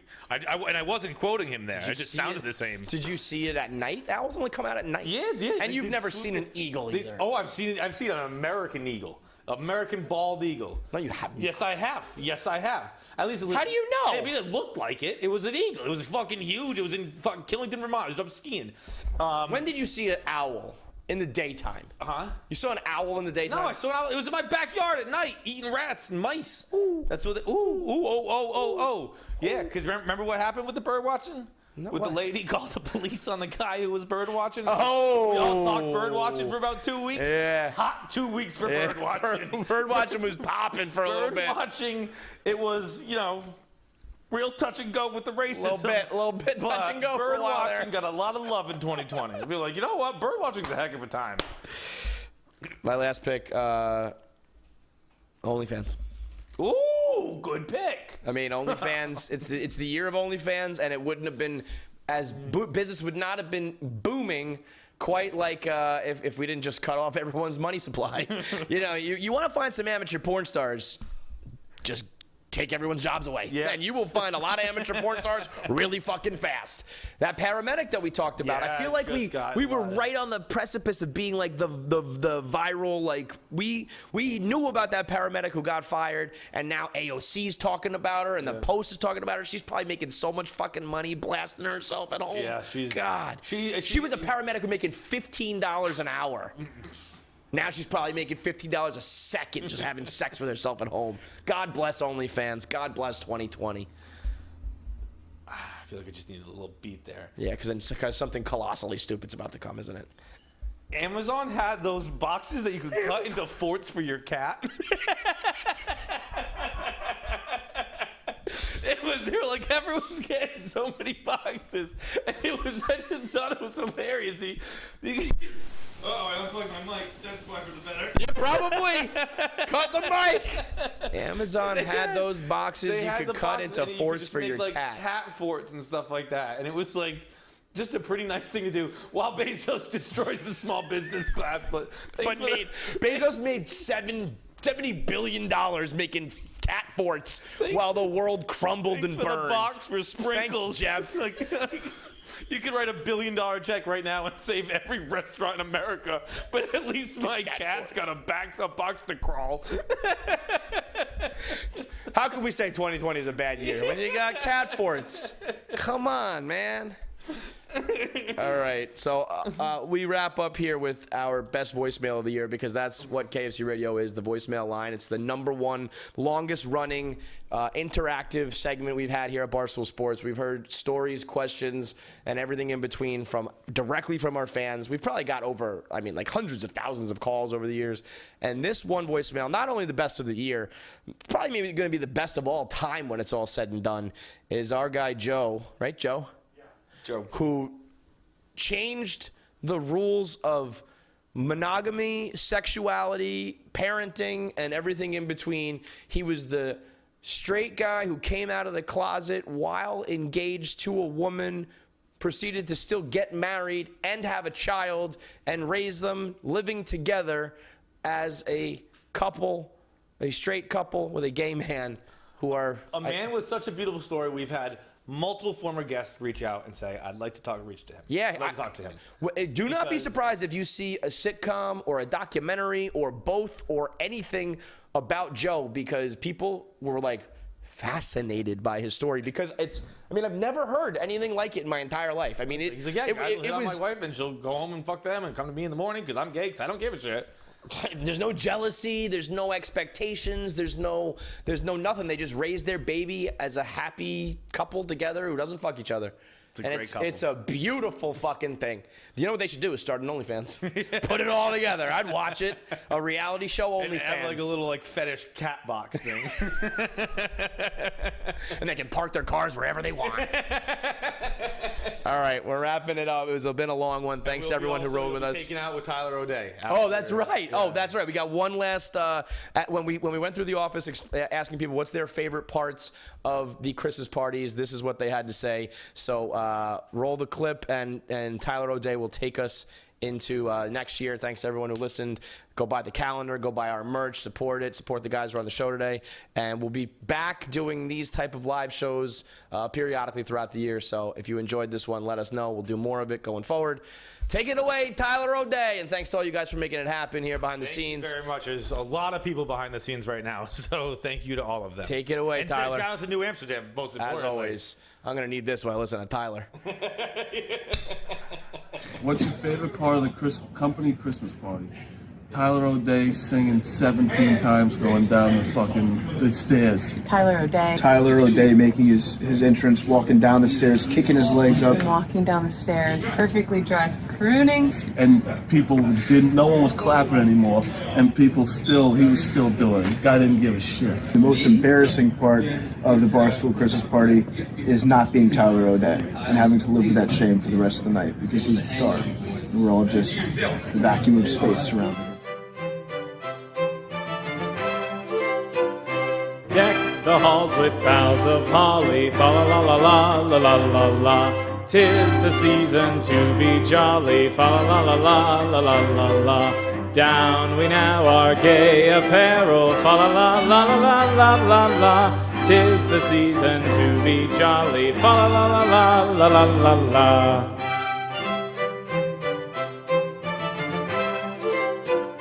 See the blazing Yule before us, fa la la la la la la la. Strike the harp and join the chorus, fa la la la la la la la. Follow me in merry measure, fa la la la la la la la. Join us in our Yuletide treasure, fa la la la la la la la la.